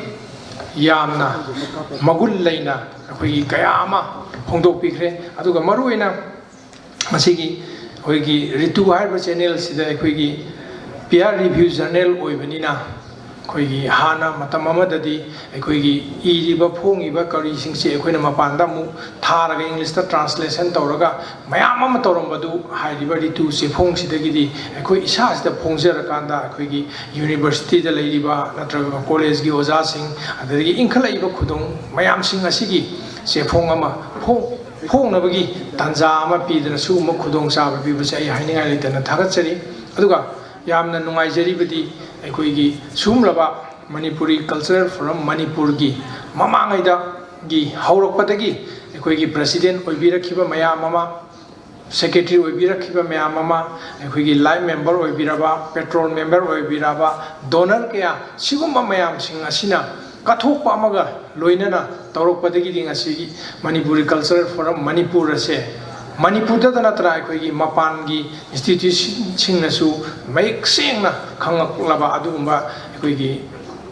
ꯀꯜꯆꯔꯒꯤ ꯃꯐꯝ ꯑꯃꯅꯤ ꯍꯥꯏꯅ ꯊꯝꯖꯔꯤ ꯑꯗꯨꯒ ꯆꯨꯝꯅ ꯑꯩꯈꯣꯏꯅ ꯀꯜꯆꯔꯅꯤ ꯍꯥꯏꯔꯒꯁꯨ ꯑꯩꯈꯣꯏ ꯆꯨꯝꯅ ꯁꯥꯍꯤꯇ꯭य ꯈꯛꯇꯒꯤ ꯅꯠꯇꯅ ꯃꯅꯤꯄꯨꯔꯗ ꯂꯩꯔꯤꯕ ꯀꯜꯆꯔ ꯐꯣꯡ ꯈꯨꯗꯤꯡꯃꯛꯁꯤꯡ ꯑꯁꯦ ꯆꯥꯎꯈꯠꯇꯕ ꯌꯥꯗꯦ ꯍꯥꯏꯕꯒꯤ ꯊꯧꯗꯥꯡ ꯑꯃꯒ ꯂꯣꯏꯅꯅ ꯑꯩꯈꯣꯏꯒꯤ ꯃꯅꯥ ꯄꯤꯕ ꯑꯗꯨꯗꯒꯤ ꯑꯩꯈꯣꯏꯒꯤ ꯑꯣꯛꯑꯒ ꯏꯀꯥꯏ ꯈꯨꯝꯅꯕ ꯑꯗꯨꯗꯒꯤ ꯆꯨꯝꯅ ꯂꯩꯔꯤꯕ ꯑꯩꯈꯣꯏꯒꯤ ꯃꯨꯊꯔꯛꯑꯕ ꯑꯩꯈꯣꯏꯒꯤ ꯁꯥꯟꯅ ꯈꯣꯠꯅꯕꯒꯤ ꯑꯣꯏꯔꯣ ꯀꯜꯆꯔ ꯑꯣꯏꯔꯣ ꯁꯤꯒꯨꯝꯕ ꯍꯤꯔꯝ ꯈꯨꯗꯤꯡꯃꯛꯁꯤꯗ ꯏꯔꯒ ꯐꯣꯡꯉꯒ ꯁꯄꯣꯔꯠ ꯇꯧꯔꯒ ꯍꯥꯏꯔꯤꯕ ꯔꯤꯇꯨꯁꯤꯗ ꯍꯥꯞꯇꯅ ꯑꯐꯕ ꯂꯝꯕꯤ ꯑꯃꯗ ꯄꯨꯔꯛꯇꯅ ꯑꯩꯈꯣꯏꯕꯨ ꯀꯜꯆꯔꯕꯨ ꯉꯥꯛꯄꯤꯕꯒꯤꯗꯃꯛꯇ ꯑꯗꯨꯒ ꯁꯤꯒꯨꯝꯕ ꯁꯤꯟꯕꯤ ꯂꯥꯡꯕꯤꯔꯤꯕ ꯑꯩꯈꯣꯏꯒꯤ ꯀꯜꯆꯔꯦꯜ ꯐꯣꯔꯝ ꯃꯅꯤꯄꯨꯔꯒꯤ ꯄ꯭ꯔꯁꯤꯗꯦꯟ ꯁꯦꯀ꯭ꯔꯦꯇꯔꯤ ꯑꯣꯔꯒꯅꯥꯏꯖꯔ ꯑꯗꯨꯒ ꯍꯥꯟꯅꯒꯤ ꯃꯤꯄꯨꯝ ꯈꯨꯗꯤꯡꯃꯛ ꯍꯥꯏꯕꯗꯤ ꯃꯦꯝꯕꯔꯁꯤꯡ ꯂꯥꯏꯐ ꯃꯦꯝꯕꯔꯁꯤꯡ पेट्रोल मेंबरसिंग डोनर ख्वाई पुनोपु थागतचरी हाइबा वाफमसि थमजरगा आइ म्यामनि बिदाय लौजरी थागतचरी ओजा Pukhrambam Bilas Singh guest of honour की वारोल थंबीरबंगिदक्ता मतंगदा कौथोकचरी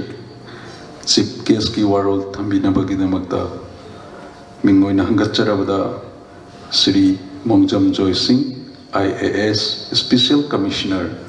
RL कल्चर मणिपुर बु लिंगसिनबिरकनबा नुलुकना निंगसिंजरी ngasi megi tang 38 thangji numit isingani sumna kunmanga taruk suba phuga taret suba annual conference cum felicitation program loinana contribution on RK Mani Singh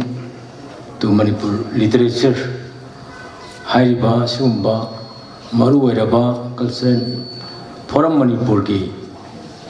theorem मसिदा दाइस तलंगसिन बिरिबा मिंगोइना गचरबदा नसिगी फंक्शन नसिगी पर्सनल फॉर्म नांगसिन बिरिबी कोइ पुनंगुन इकाइ खुलजरिबी professor Kujam Shantibala Devi president cultural forum Manipur लोइना नंगे सोबुनर की फॉर्म नांगसिन बिरिबा गिनाव पुरखबम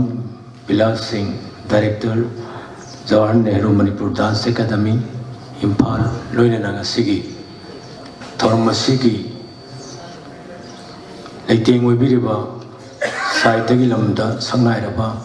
ओजा गुरु सिंह छात्र छात्री नारोन सिंह अमदी तोंगान तोंगानबा आर्ट फॉर्म मयामगी लेरिबा मणिपुर लेरिबा आर्ट फॉर्म मयाम सिगी मरोइबा ओजा गुरु सिंह अदुगा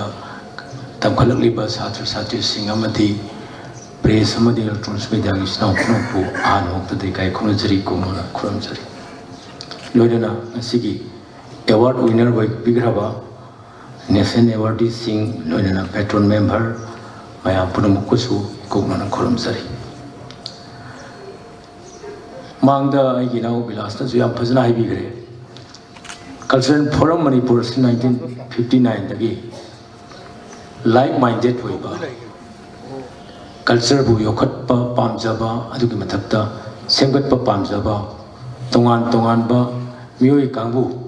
खरना पुंझलगा एखोगी कल्चर की दमक्ता एखोगी लिटरेचर की दमक्ता अमदी एखोगी आर्ट फॉर्म कया सिबु फगदब योखटनबगीदमक्ता करीबन खरा लेबाग सिगी तौदब यादे हाइबा वाखलोंदा हाइबा फोरम असी लिंखटखिबनी हाइना आइना सम थेंगजै मतमदुदा अहानबा अखोइना हानगे मतममगे MP वरंबा पाबोंग निथौखुजम तोंबी सिंह लेगिद्रबा माना प्रेसिडेंट वरगा लोइना ngasi अखोइना अखोइगी कल्चरल फोरम गिदमक्ता कथोअबा मिंगोइना पंजरबदा RK Mani अनीसिना प्रेसिडेंट अमदी गेस्ट कनो अखोइगी जॉइंट सेक्रेटरी ओइदना लिंखटखिबनी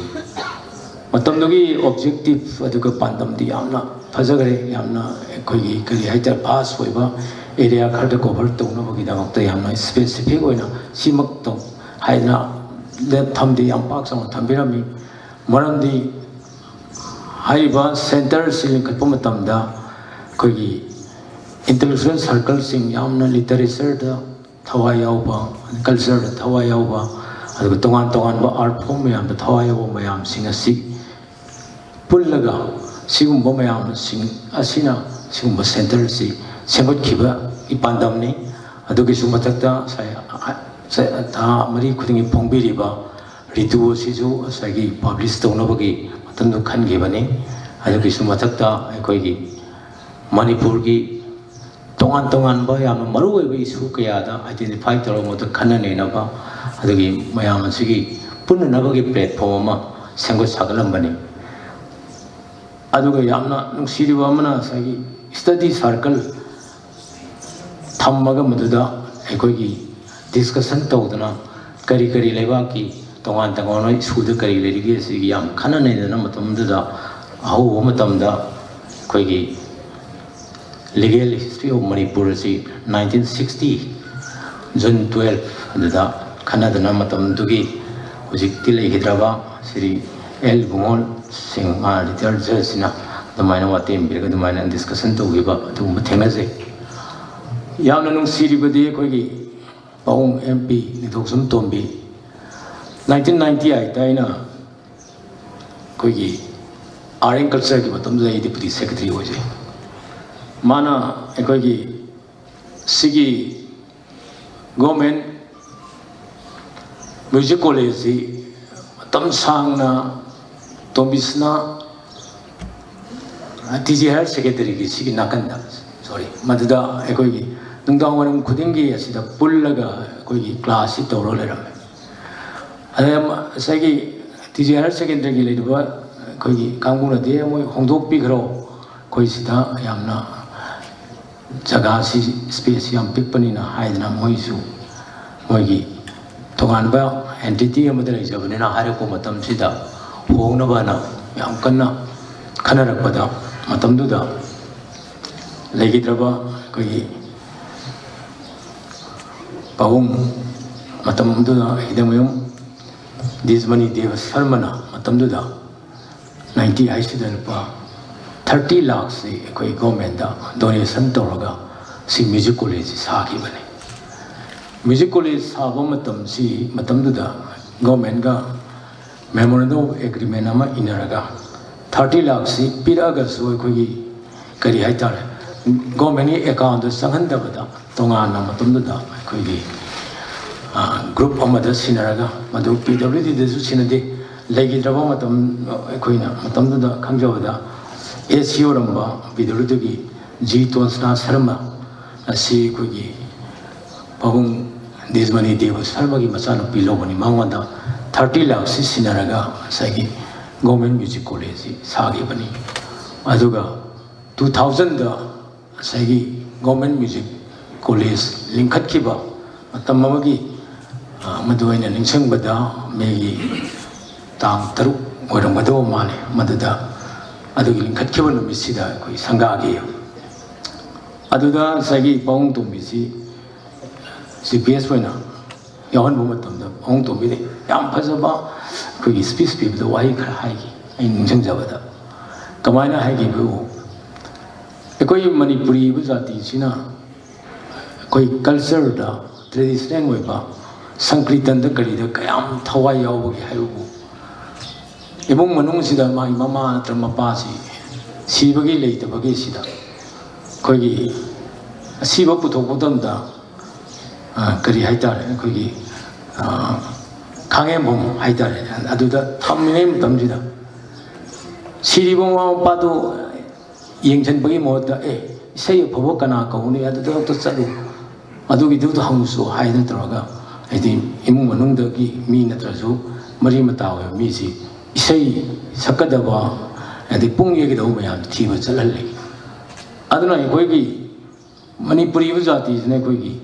isagi oiba nat sida kayam thawai yauge habu siraga leriba mama mapa do madugi du thangdokpai kai do mo to isai thiba han chane na mana speech pe hairam ai ngasi ningchang jaw aduna aina haijuning ibidi ai koini isagi culture koigi isagi tradition koi hauna lonchat aduga chana lonchat mayam je koi ngaktragadi isagi ipot iran duoi koina section ngak selaga madu heritage amoina thamna bohna tragadi atopu jati na kaidongoi da koi respect toroi aduna ai koigi cultural heritage hoiraba literature sina khutang kaya da koina kari doromi kari chanarami society da karma mongda matam du leram gi da matam dugi literature da phongdorakba novel khangdi adagi film khangdi short story khangdi lairo mayam ji pa matam da sei du da kari doromi kari rang thomi kari suleram gi haiba se koina ningsangba ngamdra sudu paraga dum khangma ngami aduna ai koigi society da khwaidagi maru ji literature ku pamjaduna idana tawriba mayamsina mai cultural expression ji phongdoga hogi bade kari lerami hoji de kari saligi haibasigi sigi ꯂꯤꯛꯂꯝꯕꯁꯤꯒꯤ ꯇꯣꯉꯥꯟꯕ ꯂꯝꯕꯤ ꯑꯃ ꯃꯌꯦꯛꯁꯤꯡꯅ ꯑꯩꯈꯣꯏꯗ ꯄꯤꯕꯤꯔꯤꯕꯅꯤ ꯑꯗꯨꯅ ꯉꯁꯤ ꯂꯤꯇꯔꯦꯆꯔꯗ ꯊꯋꯥꯏ ꯌꯥꯎꯅ ꯀꯠꯊꯣꯛꯏꯕ ꯍꯧꯖꯤꯛ ꯍꯧꯈꯤꯕ ꯀꯌꯥꯗꯁꯨ ꯀꯠꯊꯣꯛꯑꯝꯃꯤꯕ ꯃꯌꯥꯝ ꯄꯨꯝꯅꯃꯛꯁꯤꯡ ꯑꯁꯤ ꯑꯩꯈꯣꯏ ꯄꯨꯝꯅꯃꯛꯄꯨ ꯏꯀꯥꯏ ꯈꯨꯝꯅꯕ ꯃꯈꯣꯏ ꯄꯨꯝꯅꯃꯛꯄꯨ ꯑꯣꯅꯔ ꯇꯧꯕ ꯔꯦꯁꯄꯦꯛ ꯇꯧꯕ ꯑꯁꯤ ꯑꯩꯈꯣꯏꯒꯤ ꯑꯆꯧꯕ ꯀꯔꯤ ꯍꯥꯏꯇꯥꯔꯦ ꯃꯈꯣꯏꯅ ꯀꯠꯊꯣꯛꯑꯝꯕ ꯑꯗꯨꯗ ꯑꯩꯈꯣꯏꯅ ꯃꯣꯏꯕꯨ ꯏꯀꯥꯏ ꯈꯨꯝꯅꯕ ꯑꯁꯤ ꯑꯩꯈꯣꯏ ꯄꯨꯝꯅꯃꯛꯀꯤ ꯔꯦꯁꯄꯣꯟꯁꯤꯕꯤꯂꯤꯇꯤ ꯑꯩꯈꯣꯏ ꯇꯧꯐꯝ ꯊꯣꯛꯄꯅꯤ ꯑꯗꯨꯅ ꯉꯁꯤꯒꯤ ꯃꯅꯤꯄꯨꯔꯒꯤ ꯆꯤꯔꯕ ꯇꯟꯖꯥ ꯑꯁꯤꯗ ꯑꯩꯈꯣꯏꯅ ꯀꯔꯤ ꯇꯧꯗꯒꯦ ꯀꯔꯤ ꯍꯧꯈꯤꯕꯗ ꯀꯔꯤ ꯂꯩꯔꯝꯃꯤ ꯍꯥꯏꯕ ꯄꯨꯝꯅꯃꯛꯁꯦ ꯑꯩꯈꯣꯏ ꯅꯩꯅꯕꯁꯤ ꯇꯉꯥꯏ ꯐꯗꯦ ꯍꯥꯏꯅ ꯉꯁꯤꯒꯤ ꯂꯩꯔꯤꯕ ꯄ꯭ꯂꯦꯠꯐꯣꯝ ꯑꯁꯤꯗ ꯑꯩ ꯊꯝꯖꯅꯤꯡꯉꯤ ꯂꯣꯏꯁꯤꯜꯂꯛꯄꯗ ꯑꯩꯅ ꯍꯥꯏꯖꯅꯤꯡꯕꯗꯤ ꯇꯣꯉꯥꯟ ꯇꯣꯉꯥꯟꯕ ꯂꯤꯇꯔꯦꯆꯔꯒꯤ ꯂꯝꯗ ꯇꯣꯉꯥꯟ ꯇꯣꯉꯥꯟꯕ ꯖꯒꯣꯏꯒꯤ ꯏꯁꯩꯒꯤ ꯑꯗꯨꯒ ꯊꯤꯌꯦꯇꯔꯒꯤ ꯂꯝꯗ ꯈꯣꯡꯗꯥꯔꯤꯕ ꯑꯥꯔꯇꯤꯁ ꯈꯨꯗꯤꯡꯃꯛꯅꯁꯨ ꯑꯩꯈꯣꯏꯒꯤ ꯂꯩꯔꯤꯕ ꯁꯣꯁꯥꯏꯇꯤꯁꯤꯗ ꯊꯣꯛꯏꯕ ꯊꯧꯗꯣꯛ ꯋꯥꯊꯣꯛ ꯃꯌꯥꯝ ꯑꯁꯤꯕꯨ ꯅꯩꯅꯕꯤꯔꯒ ꯃꯁꯤꯗ ꯀꯔꯤ ꯁꯣꯂꯨꯁꯟ ꯂꯥꯛꯀꯗꯒꯦ ꯍꯥꯏꯕꯗꯨ ꯑꯩꯈꯣꯏ ꯂꯩꯔꯤꯕ ꯁꯣꯁꯥꯏꯇꯤꯁꯤꯗ ꯃꯗꯨ ꯃꯦꯁꯦꯖ ꯑꯣꯏꯅ ꯄꯤꯕꯤꯔꯝꯃꯒ ꯑꯅꯧꯕ ꯃꯅꯤꯄꯨꯔ ꯁꯥꯟꯇꯤ ꯂꯩꯕ ꯏꯪ ꯇꯞꯄ ꯃꯅꯤꯄꯨꯔ ꯑꯃ ꯑꯣꯏꯅꯕ ꯍꯣꯠꯅꯕꯗ ꯑꯩꯈꯣꯏ ꯄꯨꯝꯅꯃꯛ ꯍꯣꯠꯅꯃꯤꯟꯅꯁꯤ ꯍꯥꯏꯕ ꯋꯥꯍꯩꯁꯦ ꯍꯥꯏꯅ ꯁ꯭ꯋꯥꯏ ꯇꯦꯟꯖꯔꯤ ꯄꯨꯝꯅꯃꯛꯄꯨ ꯊꯥꯒꯠꯆꯔꯤ ꯆꯤꯞ ꯒꯦꯁꯀꯤ ꯋꯥꯔꯣꯜ ꯄꯤꯕꯤꯔꯝꯕꯒꯤꯗꯃꯛ ꯃꯤꯡ ꯑꯣꯏꯅ ꯒꯠꯆꯕ꯭ꯔ ꯑꯣꯖꯥ ꯁ꯭ꯔꯤ ꯃꯣꯡꯖꯝ ꯖꯣꯏ ꯁꯤꯡ IAS ꯃꯔꯛ ꯊꯠꯆꯔꯒ ꯑꯩꯈꯣꯏꯒꯤ ꯃꯄꯥꯜꯗ ꯑꯩꯈꯣꯏꯒꯤ ꯍꯥꯟꯅꯒꯤ ꯔꯤꯇꯨ ꯑꯩꯈꯣꯏ ꯚꯣꯂꯨꯝ ꯀꯌꯥ ꯀꯝꯄꯥꯏꯜ ꯇꯧꯔꯒ ꯉꯁꯤ ꯐꯣꯡꯕ ꯍꯥꯟꯅꯒꯤ ꯔꯤꯇꯨꯁꯤꯡ ꯐꯪꯕꯤꯒꯅꯤ ꯑꯩꯈꯣꯏꯒꯤ ꯂꯦꯡꯕꯤꯔꯛꯂꯤꯕ ꯁꯥꯇ꯭ꯔꯁꯤꯡꯅ ꯃꯁꯤ ꯑꯩꯈꯣꯏꯒꯤ ꯗꯤꯁꯀꯥꯎꯟ ꯇꯧꯖꯔꯒ ꯃꯁꯤ ꯂꯧꯕꯤꯕ ꯌꯥꯒꯅꯤ ꯑꯗꯨꯒ ꯑꯩꯈꯣꯏꯒꯤ ꯔꯤꯇꯨ ꯉꯁꯤ ꯐꯣꯡꯖꯔꯤꯕ ꯆꯦꯐꯣꯡ ꯑꯁꯤ ꯑꯩꯈꯣꯏꯒꯤ ꯗꯣꯅꯔ ꯑꯣꯏꯕꯤꯔꯤꯕꯁꯤꯡ ꯑꯥꯔꯇꯤꯀꯜ ꯍꯥꯞꯄꯤꯈꯤꯕꯁꯤꯡ ꯑꯃꯁꯨꯡ ꯄꯦꯇ꯭ꯔꯣꯜ ꯃꯦꯝꯕꯔꯁꯤꯡꯕꯨ ꯑꯩꯈꯣꯏꯅ ꯈꯨꯗꯣꯜ ꯇꯧꯖꯅꯕ ꯑꯩꯈꯣꯏꯒꯤ ꯒꯦꯠꯀꯤ ꯆꯪꯐꯝ ꯑꯁꯤꯗ ꯁꯤꯟꯖꯔꯤ ꯃꯁꯤꯒꯤ ꯈꯨꯗꯣꯜ ꯑꯁꯤ ꯂꯧꯕꯤꯅꯕ ꯅꯣꯂꯨꯛꯅ ꯅꯤꯡꯁꯤꯡꯖꯔꯤ ꯑꯗꯨꯒ ꯃꯊꯪꯒꯤ ꯂꯥꯛꯀꯗꯧꯔꯤꯕ ꯆꯍꯤ 68 ꯑꯦꯅꯨꯋꯦꯜ ꯀꯟꯐꯔꯦꯟꯁꯇ ꯑꯩꯈꯣꯏꯒꯤ ꯗꯣꯅꯔ 34ꯅ ꯀꯠꯄꯤꯔꯛꯇꯨꯅ ꯑꯩꯈꯣꯏꯒꯤ ꯃꯅꯥ 34 ꯁꯨꯡꯁꯣꯏ ꯁꯣꯏꯗꯅ ꯑꯩꯈꯣꯏ ꯈꯨꯗꯣꯜ ꯇꯝꯖꯒꯅꯤ ꯃꯊꯪ ꯑꯁꯤꯗꯤ ꯄ꯭ꯔꯦꯁꯤꯗꯦꯟꯠꯒꯤ ꯋꯥꯔꯣꯜ ꯊꯝꯕꯤꯅꯕꯒꯤꯗꯃꯛꯇ ꯀꯧꯁꯤꯟꯖꯔꯤ ꯅꯣꯂꯨꯛꯅ ꯅꯤꯡꯁꯤꯡꯖꯔꯤ ꯑꯣꯖꯥ professor Koijam Shantibala Devi ngasi May gitang 18/2005 the Cultural Forum Manipur ki Phuga 8 suba annual conference cum felicitation amadi literary forum ama yauna the contribution of R.K. Mani Singh to Manipuri literature haibe hiram masida pangthok jagadawriba thauram masigi kai khumnajaba chief guest oina lengsin biriba kai khumnajaraba Sri Mongjam Joy Singh IAS Special Commissioner Art and Culture ojabu aina sarbu kai khumnaba ujabaga loinana nolukjari amadi Sri Pukhrambam Bilas Singh Director Jawaharlal Nehru Manipur Dance Academy ahamba maktada kai khumnajaba ujari Guest of Honor ki phampham langda lengsin biba amadi nolukna khuramjari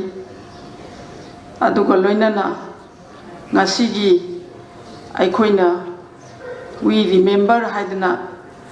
he pangthok jaba cultural forum ki member maraktagi senior oirabasing khangkatuna sahi gi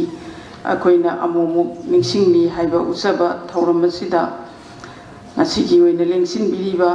Sri High School Khoirakpam Soibam Nungsikpa Gunindro amadi Yengkhom Roma Devi duga Binapani Thoksam Mari Busu ikai khunaba usabaga loinana nolukna khurumjari felicitation khogi national award phangakpa cultural forum ki members singi maraktagi national award phangakpa singbu taram no gokpagi thauram amasu cultural forum na he thamjai ꯃꯁꯤꯒꯤ ꯃꯅꯨꯡ ꯆꯟꯅ ꯉꯁꯤꯒꯤ ꯐꯦꯂꯤꯁꯤꯇꯦꯁꯟ ꯄꯤꯖꯕ ꯑꯁꯤꯗ ꯂꯦꯡꯁꯤꯟꯕꯤꯔꯤꯕ శ్రీమతి ꯍꯧꯕꯝ ꯁꯩꯇꯕꯇꯤ ꯗꯦꯕꯤ ꯁꯥꯍꯤꯇ꯭ꯌ academy ꯑꯦꯋꯥꯔꯗꯤ 2020 ꯑꯗꯨꯒ ꯈꯦꯇ꯭ꯔꯤꯃꯌꯨꯝ ꯁꯨꯕꯗꯅꯤ ꯗꯦꯕꯤ ꯕꯥꯜ ꯁꯥꯍꯤꯇ꯭ꯌ ꯄꯨꯔꯁꯀꯥꯔ 2020 ꯑꯗꯨꯒ ꯋꯥꯏꯈꯣꯝ ꯆꯤꯡꯈꯩ ꯉꯥꯟꯕ ꯌꯨꯕ ꯄꯨꯔꯁꯀꯥꯔ ꯑꯍꯨꯝꯕꯨꯁꯨ 이kai ꯈꯨꯝꯅꯕ ꯎꯠꯆꯕꯒ ꯂꯣꯏꯅꯅ ꯇꯔꯥꯝꯅ ꯑꯣꯛꯆꯔꯤ ꯑꯗꯨꯒ ꯑꯩꯈꯣꯏꯒꯤ ꯃꯦꯝꯕꯔ ꯃꯔꯛꯇꯒꯤ ꯄꯦꯇ꯭ꯔꯣꯟ ꯑꯣꯏꯅ ꯂꯦꯡꯁꯤꯟꯕꯤꯔꯛꯄ ꯄꯦꯇ꯭ꯔꯣꯜꯒꯤ ꯌꯥꯝꯂꯕ ꯁꯦꯟꯐꯝ ꯄꯨꯊꯣꯛꯄꯤꯗꯨꯅ ꯀꯜꯆꯔꯦꯜ ꯐꯣꯔꯝꯕꯨ ꯑꯩꯈꯣꯏꯒꯤ ꯍꯦꯟꯅ ꯆꯥꯎꯈꯠꯅꯕꯗ ꯃꯤꯠꯌꯦꯡ ꯆꯪꯕꯤꯔꯤꯕ ꯊꯤꯌꯥꯝ ꯖꯦꯀꯦꯟꯗ꯭ꯔ ꯉꯁꯤꯒꯤ ꯑꯣꯏꯅ ꯆꯍꯤ ꯈꯨꯗꯤꯡꯒꯤ ꯍꯦꯛ ꯑꯩꯈꯣꯏꯅ ꯑꯁꯤꯒꯨꯝꯕ ꯄꯦꯇ꯭ꯔꯣꯜ ꯃꯦꯝꯕꯔꯁꯤꯡꯕꯨꯁꯨ ꯇꯔꯥꯝꯅ ꯑꯣꯛꯄ ꯑꯁꯤ ꯊꯝꯖꯕꯅꯤ ꯑꯗꯨꯅ ꯇꯔꯥꯝꯅ ꯑꯣꯛꯆꯔꯤ 이kai ꯈꯨꯝꯅꯕ ꯎꯠꯆꯔꯤ ꯑꯁꯤꯒꯨꯝꯕ ꯉꯁꯤꯒꯤ ꯊꯧꯔꯝ ꯑꯁꯤꯗ ꯀꯜꯆꯔꯦꯜ ꯐꯣꯔꯝꯅ ꯑꯩꯈꯣꯏꯅ ꯈꯪꯍꯧꯗꯕ ꯃꯇꯝ ꯑꯃꯗ ꯆꯍꯤ 68 ꯁꯨꯖꯜꯂꯛꯑꯦ ꯌꯥꯝꯅ ꯅꯨꯡꯁꯤꯔꯕ ꯃꯅꯤꯄꯨꯔꯤ ꯁꯥꯍꯤꯇ꯭ꯌ ꯑꯃꯗꯤ ꯀꯜꯆꯔꯕꯨ ꯀꯗꯥꯏꯗ ꯁꯣꯏꯈꯤꯒꯗꯒꯦ ꯍꯥꯏꯗꯨꯅ ꯍꯣꯠꯅꯕꯤꯔꯝꯕ ꯑꯍꯜ ꯂꯃꯟ ꯀꯌꯥ ꯑꯃꯅ ꯉꯁꯤꯒꯤ ꯐꯣꯔꯝꯒꯤ ꯊꯥꯛ ꯑꯁꯤ ꯌꯧꯅꯅꯕ ꯁꯦꯝꯒꯠꯄꯤꯔꯝꯕꯅꯤ ꯃꯈꯣꯏꯕꯨ ꯅꯤꯡꯁꯤꯡꯕ ꯑꯣꯏꯅ ꯑꯩꯈꯣꯏꯅ ꯍꯦꯛ ꯍꯦꯛ we remember sisu madugi manungda khangkatjarakpani foramna karisu tawjaningai leite haibadi thabak khudingmak members singdagi maru oina senpham se he he kaithokpa tawningba thabak kaya ama tawnabo hotnabada sena si sangbanina madugi tawningba mayam ama akhoi tawba ngamjadabani 1970 dagi cultural forum na short play competition hek tawrami aduga maru oina amuksu angang singgi painting gi maramda su pangtho ami haibase akoina tajai ada masigi matungda akoina lila gi adugumba theater gi athoi hen tanabagi ama mamangda akoi pangthok jaba leikre madu sahi manga taragi mamangda pangthok jakhibani madu su sen yamna sangba madu ngamdaba aduna ngasigi akoina special commissioner oina lengsin biriba kai khumna jaraba oja khoi sar mongjam joy chandra gi miding chingsinjari aibati tawningba kaya ma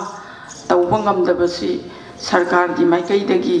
sahi gi oina di akhoi gi lamsam grant khara khara budi pibidana maduna so akhoi thauram pangthokpada mateng di oibiri atubu masi khaktana di yadabanina cultural forum na study circle silakpa seminar silakpa symposium kaya silakpa suguga mari leinana aikoina paisa asi he hek jangi auna punama asi khara hene yengsin biragadi sarkar gi maikai dagi yamna nungai jagani edana haibasi phongdok jari cultural forum ariba sangsthana mani sahitya parisatna 1935 dagi lingkhat khraba matungda cultural forum na amuk 1959 da masigi mafam mama amuk leinana ba dana aikoina lingkhat jarakpa ahal laman matamdugi ahal laman singna lingkhat pirambani ana masida konsinjari basi aikoina sahitya da natana culture su yauna performing art yauna konsinjabani adunani akoina lila gi competition short play competition ga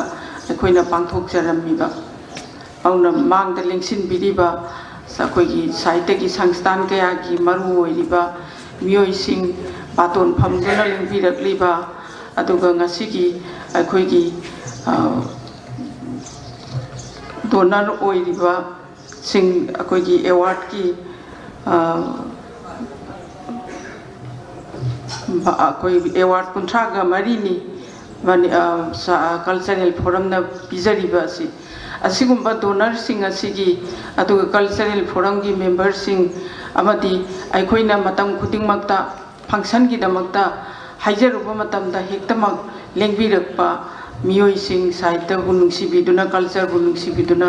lengbirakliba punamak sing ase masigi thaugjal midyeng natanadi cultural forum na pangthok jaba ngamjaroi haibase masi ai thamjari हाइबदी अहानबदा cultural forum ना मना से पीबा हौजबा मतमदा अकोई सुपनगी उपाधि दंग ओइना पिजरंबनी उपाधि अहानबदा कोई कुमारी थुबी देवी की अवार्ड अमगा लांगबम कोई ओजा दिनमनी ने कपिरंबा दिनेश्वरी मनागा अनि सिदंग लेरंबनी मसिगी मनुंगदा अकोई यामने इकाई खुनजरबा प्रोफेसर ओजा अकोई फोरम की प्रेसिडेंट कयारक ओइबिरंबा ओजा बिहारी दिगो ओजा खोगेंद्रन सिंबा ओजा सिंह असिना मोइगी लमजिंग लमतांग मखादा अखोइगिसु उपाधि अखोइ कल्चरल फोरम हाइबनी कल्चर से अखोइना हाना कोप तौदना लेरमबनी अदुना मखोइबु सखंगबोइना उपाधि पिननबा होटनसियेदना मदा उपाधि दंगनी सेलगी मनासी यावरमदे पुंग इसई खोंजोम पर्वना जिंगबा सुमांग लीला लोइनमक अयामबना कोनसिनजरे हाइजब ताइ अदो मदु तपना तपना अखोइगी डोनर सिंगसिना मेंबर मरक्तगी डोनर सिंग चोंथोकपिरक्तुना सेंगी मना से मसी यावरपनी अदुना कल्चरल फोरम मसी हिंगननबा होनरकपदा यामना मरु ओइबा अदुगुंबा सेमिनार सिम्पोजियम अदुगा स्टडी सर्कल सिनबदा नतना मणिपुर की ओइना लैरिबा आर्टिस्ट सिंग अयिबा सिंग पुनमकुसु सखंगबा से मसी यामना मरु ओइबनी हाइबसे आइना मयांगी मफमदा थमजरी अदुगा लोइनना अमु अखोइना कल्चरल फोरम हिंगी हाइबसे करिना ताकदगेदना हाइबदी रितु से फोंगसिना ताकदौरिबनी रितु से फोंगसि अहलमन सिंगना यामना फजना थंबिरमी अदुबु कुइद्रिबा मतमदगी अखोइना UGC ना मसक खंगबा हाना साहित्य अकादमीना मसक खंगबा जर्नल नमा ओइ अगोगी साहित्य की संस्थान मयाम मरक्तगी संस्थान खरगना फोंगबा अदुगुंबा जर्नल सिंग अदुदा हापा आर्टिकल सिदमक UGC ना मसक खंगबीबा अनु मसी खंगननबो होनबदा अमु खोंथांग से अमा थांजिनबो होनरकपा मतमदा अखोइ पीआर रिव्यू तौबा जर्नल सि दरकार ओइरकपा अदुना हानगी लेरमीबा रितुगी मसक्सी वारी मचा सैरेंगना चिंगबा हाप मयाम सि लौथोकजरगा अखोइ आर्टिकल हाक्ता ओइबा पीआर रिव्यू की जर्नल से मसिमा अखोइ होंतोकजरे मसिना कल्चरल फोरम की खोंजेल अमा मपाव अमा पुरगा असिदा अखोइना फोरम से हिंगी हाइबसे ताक्जबनी तो मसिदा आर्टिकल कया अमा कंट्रीब्यूट तौबिरकपा अदुगा PhD की स्कॉलर मयाम अमना आर्टिकल हाफम लेतबा मदु UGC ना खंगननबा सखंगननबा होनबदा अवाबा अमा ओइबदो मदुगी खितंग कल्चरल फोरम ना मतेंग पांगबरा हाइबसे मसिमा थमजबनी अउना असिगुंबा से ओइननबा होनरकपदा अखोइना मरु ओइना अखोइगी थौ पुरंबा हानगी थौ पुरंबा सिंग हौजी हौजी पुरिबा सिंग कयारक हन्ना अखोइगी खेत्री राजेन कल्चरल फोरम की सेक्रेटरी ताम कयारक ओइबिरबनी अदुगा इकाई खुनजरबा प्रोफेसर हुरेम बिहारी ताम कयारक कोई प्रेसिडेंट ओइबिरमबनी अनोजा अनीनसु असिगुंबा पीआर रिव्यू से ओइननबा होनबदा यामना चावरबा थौदांग लौबी ओजा अनीदा नते खेत्री राजेन अमदी ओजा प्रोफेसर बिहारी द नतना मयाम पुनमक अखोइगी एजुकेटिव दगी मांगदा पुबिरंबा मयामना असिगुंबा वाखल लौसिंग मयाम अमा पिबिबनी अदुना असुमना अखोइना कल्चरल फोरम ना रितु से फोंग असिसु हाना लेजरंबा थाक असिदगी थाक अमा वाखना चटननबा होटनजबा से मयामगी मतेंग यावदनदी ngamoi haibase ai thamjari auna kaisu haijaningai leitade ai mathangi thauram amasu koi gi yamna maru oiba thauram ama oina lairiba literary forum RK Mani gi magi contribution RK Mani cultural forum gi damakta yamna chawba thaudang lobiramba secretary oina thau pubiramba dugumba ojani auna ojagi sahitya gi maramda मागी मफम अमा अखोइना येंगननबा होनरकपा सिगी थौरम लैबनिना आई टेंशनजगे अदुना पुनमकु हाइबदी कल्चरल फोरम की पेट्रोन मेंबर ओइबिरिबा लाइफ मेंबर ओइबिरिबा पुनमकना ngasi थौरम मसी लिंसिन बिदुना मपुंग फान बगिदमक इकाई खुमनबा उचरी ꯑꯗꯨꯒ ꯇꯣꯉꯥꯟ ꯇꯣꯉꯥꯟꯕ ꯁꯪꯁꯊꯥꯟ ꯇꯣꯉꯥꯟ ꯇꯣꯉꯥꯟꯕ ꯀꯜꯆꯔꯒꯤ ꯐꯤꯜ ꯀꯌꯥꯒꯤ ꯑꯩꯈꯣꯏꯒꯤ ꯏꯀꯥꯏ ꯈꯨꯝꯅꯖꯔꯕ ꯃꯤꯑꯣꯏ ꯀꯌꯥꯕꯨꯁꯨ ꯑꯩꯈꯣꯏꯅ ꯕꯥꯇꯣꯟ ꯀꯠꯆꯔꯨꯕ ꯃꯇꯝꯗ ꯂꯦꯡꯕꯤꯔꯛꯄ ꯊꯧꯔꯝ ꯑꯁꯤ ꯃꯄꯨꯡ ꯐꯥꯍꯟꯕꯤꯕꯒꯤꯗꯃꯛ ꯏꯀꯥꯏ ꯈꯨꯝꯅꯕ ꯎꯠꯆꯔꯤ ꯊꯥꯒꯠꯆꯕ ꯐꯣꯡꯗꯣꯛꯆꯔꯤ ꯑꯗꯨꯒ ꯑꯩꯈꯣꯏꯒꯤ ꯁꯥꯇ꯭ꯔ ꯁꯥꯇ꯭ꯔꯤꯁꯤꯡꯁꯨ ꯂꯦꯡꯁꯤꯟꯕꯤꯔꯛꯇꯨꯅ ꯑꯁꯤꯒꯨꯝꯕ ꯐꯣꯔꯝ ꯑꯁꯤ ꯃꯄꯨꯡ ꯐꯥꯍꯟꯕꯤꯒꯅꯤ ꯍꯥꯏꯗꯨꯅ ꯂꯥꯛꯄꯤꯔꯤꯕ ꯂꯦꯡꯁꯤꯟꯕꯤꯔꯤꯕ ꯍꯣꯜ ꯑꯁꯤꯗ ꯂꯦꯡꯁꯤꯟꯕꯤꯔꯤꯕ ꯄꯨꯝꯅꯃꯛꯄꯨ ꯑꯗꯨꯒ ꯊꯧꯔꯝ ꯑꯁꯤ ꯁꯤꯟꯅꯅꯕ ꯍꯣꯠꯅꯕꯗ ꯊꯧꯗꯥꯡ ꯌꯥꯕꯤꯈꯤꯕ ꯑꯩꯈꯣꯏ ꯁꯥꯏꯇꯤꯁꯟꯅꯒ ꯄꯥꯊꯣꯛꯄꯤꯈꯤꯕ ꯗꯥꯛꯇꯔ ꯀꯦ ꯃꯦꯝꯇꯣꯟ ꯗꯥꯛꯇꯔ ꯂꯤꯂꯥꯕꯇꯤ ꯑꯩꯈꯣꯏ ꯌꯥꯝꯅ ꯅꯨꯡꯉꯥꯏꯖꯕ ꯐꯣꯡꯗꯣꯛꯆꯔꯤ ꯄꯨꯝꯅꯃꯛꯀꯤ ꯁꯧꯒꯠꯄ ꯅꯠꯇꯅꯗꯤ ꯊꯧꯔꯝ ꯑꯁꯦ ꯃꯄꯨꯡ ꯐꯥꯕ ꯉꯝꯃꯣꯏ ꯍꯥꯏꯕꯁꯦ ꯃꯌꯥꯝꯗ ꯊꯝꯖꯕꯒ ꯂꯣꯏꯅꯅ ꯀꯜꯆꯔꯦꯜ ꯐꯣꯔꯝꯅ ꯃꯇꯝ ꯃꯇꯝꯒꯤ ꯑꯣꯏꯅ ꯆꯠꯊꯖꯔꯛꯄ ꯁꯥꯍꯤꯇ꯭ꯌꯒꯤ ꯊꯧꯔꯝ ꯀꯜꯆꯔꯒꯤ ꯊꯧꯔꯝ ꯄꯥꯡꯊꯣꯛꯄ ꯃꯇꯝꯗ ꯃꯇꯦꯡ ꯄꯥꯡꯕꯤꯌꯨ ꯍꯥꯏꯕꯁꯦ ꯊꯝꯖꯔꯒ ꯄꯨꯝꯅꯃꯛꯄꯨ ꯑꯃꯨꯛꯀ ꯍꯟꯅ ꯈꯨꯔꯨꯝꯖꯔꯤ थागतचरी मिंगोइना गच्चरबदा professor Koijam Shantibala Devi president the cultural forum Manipur ना प्रेसिडेंट की वारोल थम्बिरमगिदम मतंग असिदा अखोइगी अहानबा सेशन असि लोइसिनजरे मथंग असिदी बोर्ड ऑफ थिंग्स पिबिनबगिदमक नोरokna निंगसिंजरी हानगी फॉर्मर जनरल सेक्रेटरी ओजा खेत्री राजेत साहित्य अकादमी अवार्डी होल लेंसिन बिरुबा क्वाई पुनमुकु इकोनों खुरमजरी द कल्चरल फोरम मणिपुर ना ngasi haiba numisidagi humpu tare suba mai mopok kumon hui laksare asigumba humpu tare suba hokumon asida masiga loina na cultural forum manipur na koi cultural forum manipur gi ihan hanba general secretary oibiramba thoido hedokna lai oibi khrabai kai kumnajariba rk manising ma ki maramda cultural forum manipur na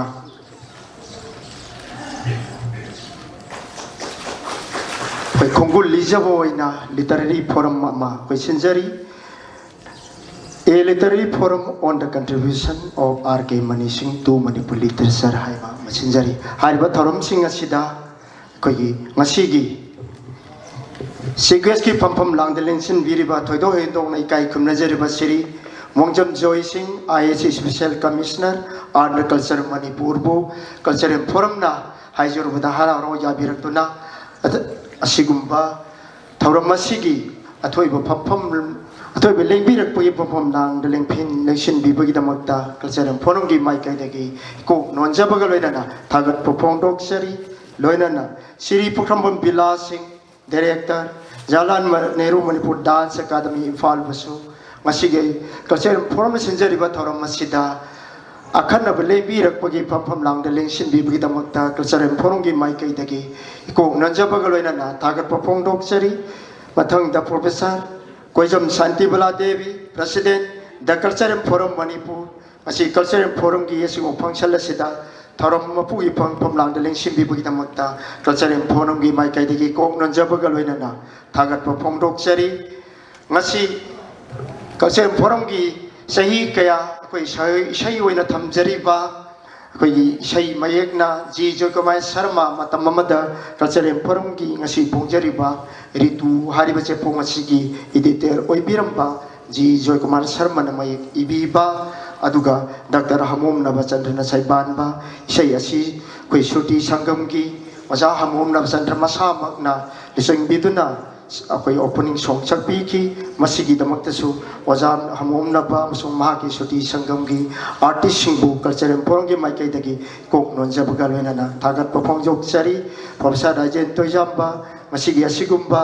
सिंजरिबा थौरम मसीगी reception committee की chairman ओइबिखिबा वजाबसु cultural forum की माइकैदगी थागत पोफोंजोक सरी doctor नौरेम अहंजाव Meitei general secretary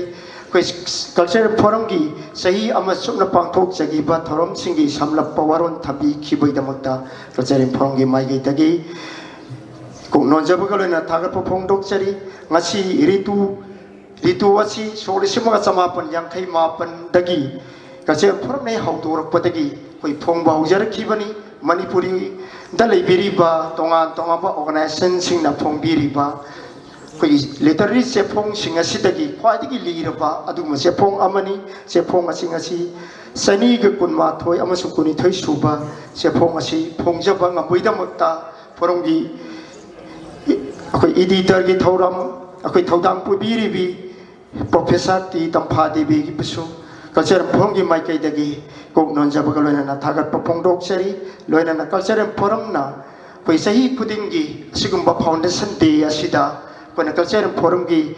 ꯑꯩꯈꯣꯏꯒꯤ ꯊꯧ ꯄꯨꯗꯨꯅ ꯑꯃꯁꯨꯡ ꯑꯩꯈꯣꯏ ꯁꯔꯨꯛ ꯀꯌꯥ ꯊꯧꯗꯥꯡ ꯌꯥꯃꯤꯟꯅꯗꯨꯅ ꯀꯜꯆꯔꯦꯜ ꯐꯣꯔꯝ ꯑꯁꯤ ꯁꯦꯝꯒꯠꯅꯕ ꯍꯣꯠꯅꯕꯗ ꯑꯆꯧꯕ ꯊꯧꯗꯥꯡ ꯂꯧꯃꯤꯟꯅꯗꯨꯅ ꯂꯥꯛꯂꯕ ꯑꯍꯜ ꯑꯣꯏꯔꯕ ꯃꯦꯝꯕꯔꯁꯤꯡꯕꯨ ꯑꯩꯈꯣꯏ ꯅꯤꯡꯁꯤꯡꯖꯗꯨꯅ ꯎꯏ ꯔꯤꯃꯦꯝꯕꯔ ꯍꯥꯏꯗꯅ ꯑꯩꯈꯣꯏ ꯆꯍꯤ ꯈꯨꯗꯤꯡꯒꯤ ꯃꯈꯣꯏꯕꯨ ꯏꯀꯥꯏ ꯈꯨꯝꯅꯕ ꯎꯠꯇꯨꯅ ꯂꯥꯛꯆꯩ ꯍꯟꯗꯛꯀꯤ ꯆꯍꯤ ꯑꯁꯤꯗ ꯑꯩꯈꯣꯏꯅ ꯅꯨꯄꯥ 2 ꯅꯨꯄꯤ ꯃꯦꯝꯕꯔ 2 ꯑꯩꯈꯣꯏꯅ ꯂꯧꯈꯠꯆꯕꯅꯤ ꯑꯍꯥꯟꯕ ꯁ꯭ꯔꯤ ꯌꯥꯁꯀꯨꯟ ꯈ꯭ꯋꯥꯏꯔꯥꯛꯄꯝ ꯑꯩꯈꯣꯏ ꯁꯣꯏꯕꯝ ꯅꯨꯡꯆꯤꯛꯄ ꯒꯨꯅꯤꯟꯗ꯭ꯔꯣ ꯃꯩꯇꯩ ꯀꯨꯃꯥꯔꯤ ꯌꯦꯡꯈꯣꯝ ꯔꯥꯃꯥꯗꯦꯕꯤ ꯁ꯭ꯔꯤꯃꯇꯤ ꯊꯣꯛꯆꯣꯝ ꯕꯤꯅꯥꯄꯥꯅꯤ ꯍꯥꯏꯔꯤꯕ ꯃꯦꯝꯕꯔ 3 ꯑꯁꯤꯕꯨ ꯀꯜꯆꯔꯦꯜ ꯐꯣꯔꯝꯅ ꯎꯏꯔꯤ ꯃꯦꯝꯕꯔ ꯍꯥꯏꯅ ꯂꯧꯈꯠꯆꯕꯅꯤ ꯃꯁꯤꯗ इकाई खुमनजरी मेंबर मरीना लेंबेरक्तुना सरुक याबीबगीदमक्ता कल्चरल फोरम की माइकैदगी कोक नोंजबगा लोइनाना थागतपा फोंदोक्सरी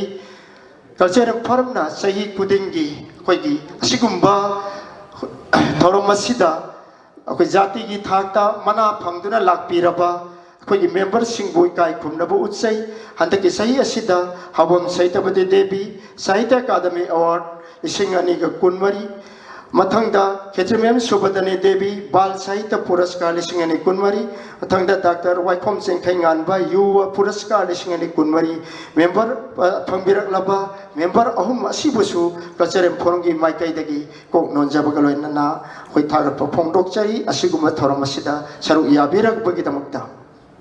मथंगदा अखोइना अखोइगी हंदक चाहिदा अखोइ पेट्रोल मेंबर ओइबिरकलिबा प्रोफेसर थियाम जाकेंद्र सिंह हानदगी हौना कल्चरल फोरम की अखोइगी फोरमदा अखोइगी कंट्रीब्यूशन क्या तौबिरबा वजासिना अमुकन्ना पेट्रोल मेंबर ओइबिरक्तुना फोरमबु हेना चाखनबा होनबिबिदमक्ता इकाई खुमनबु उचबनी असिदसु ओजाना लेंबिरक्तुना सरुक याबिबगिदमक्ता ओजाबु इकोक नोंजबगलोइना थागत फोंदोक्चरी मथंगदा अखोइना थमजरीबा a literary forum The contribution of the R.K. Mani Singh to Manipur literature haiba hiram asida ngasigi share lobby gedoriba Professor Hoirem Bihari Singh Kachem Forum ki thodang yabirada lakpiraba aduga tam kya president oibiraklaba wajasina ngasigumba ngasigi asiguma thorom asida share lobby naba haijabada hararo yabibagdamukta wajabusu cultural forum की माइकैदगी को नोंजबगा लोइना थागतपा फोंदोक्चरी लोइना चे पाबिगेदोरिबा ओजा अहुम doctor Laishram Koreng Singh doctor Konthoujam Bijalata doctor Konthoujam Minketan अहुम बसु cultural forum की माइकैदगी सिगी ngasiगुम्बा लिटरेरी फोरम असिदा चे पाबिनबा हाइजरुबदा हरारो याबिरपगिदमक्ता को नोंजबगा लोइना थागतपा फोंदोक्चरी लोइना ngasiगी असिगुम्बा थोरम असिदा अखोइना बाटोन तौजबदा हराव हराव लिंबिरकलिबा कल्चरल फोरम की मेंबर सिंह तोंगान तोंगामा ऑर्गेनाइजेशन की मेंबर सिंह अमसुंग आर.के. मनी अखोइगे यान हाबा कल्चरल फोरम की सेक्रेटरी ओइबिरमबा ngasi अखोइना लिटरेरी फोरम पांगथोकचरीबा ओजा असिगी इमुंग मनुंगबुसु कल्चरल फोरम की माइकैदगी को नोंजबगा लोइनाना थागतपा फोंदोक्चरी लोइनाना ngasiगी थौरम असिबु मियामदा पाउ योंबिगेदोरिबा प्रिंट नमता इलेक्ट्रॉनिक मीडिया की इसे नाउ क्वाइ पुनों पुसु कल्चरल फोरम की माइकैदगी इकोक नोंजबगा लोइनाना थागतपा फोंदोक्चरी ngasi थौरम सिनजरीबा होल असिबु वाइ अखोइना थौरम सिनजगे हाइबदा अयाबा पिबिरिबा ngasiगी अखन्नबा लेंबिरकपगी फमफम लांगदसु लेंसिंबिरिबा जैन मनपुर डांस अकादमी की अखोइगी डायरेक्टर की फमसु पुबिरिबा इकाई कमनजरबा पी बिलासिंग हाइबा अखोइगी इकाई कमनजरबा ओजाना असिगुम्बा होल असि अयाबा पिबिदुना थौरम असि सिलहनबिबगिदमक्ता ओजाबु इकाई खुमनजबो लोइना कल्चरल फोरम की माइकैदगी थागतपा फोंदोक्चरी अमसुंग महाकी होल असिदा थबक तौजबदा मतेंग पांगबिरबा स्टाफ पुनमपुसु कल्चरल फोरम की माइकैदगी कोक नोंजबगा लोइनाना थागतपा फोंदोक्चरी लोइनाना लोइसनजरकपदा लेंसिनबिरिबा ख्वाइ पुनमपु अमुका हन्ना इकोक नोंजना खुदमजबगा लोइनाना पुनमपु अमुका हन्ना थागतपा फोंदोक्चरी ꯃꯇꯥꯡ ꯑꯁꯤꯗ ꯑꯩꯈꯣꯏꯒꯤ ꯑꯍꯥꯟꯕ ꯁꯦꯁꯟ ꯂꯣꯏꯁꯤꯟꯖꯔꯤ ꯑꯩꯈꯣꯏ ꯃꯤꯅꯤꯠ 5 ꯈꯛꯇꯪ ꯑꯩꯈꯣꯏꯒꯤ ꯇꯤ ꯕ꯭ꯔꯦꯛ ꯄꯤꯖꯔꯤ ꯃꯁꯤ ꯂꯣꯏꯔꯒ ꯑꯃꯨꯛ ꯍꯣꯜꯁꯤꯗ ꯁꯦꯀꯦꯟ ꯁꯦꯁꯟꯒꯤꯗꯃꯛꯇ ꯃꯌꯥꯝ ꯂꯦꯡꯁꯤꯟꯃꯤꯟꯅꯅꯕ ꯅꯣꯂꯨꯛꯅ ꯅꯤꯡꯁꯤꯡꯖꯔꯤ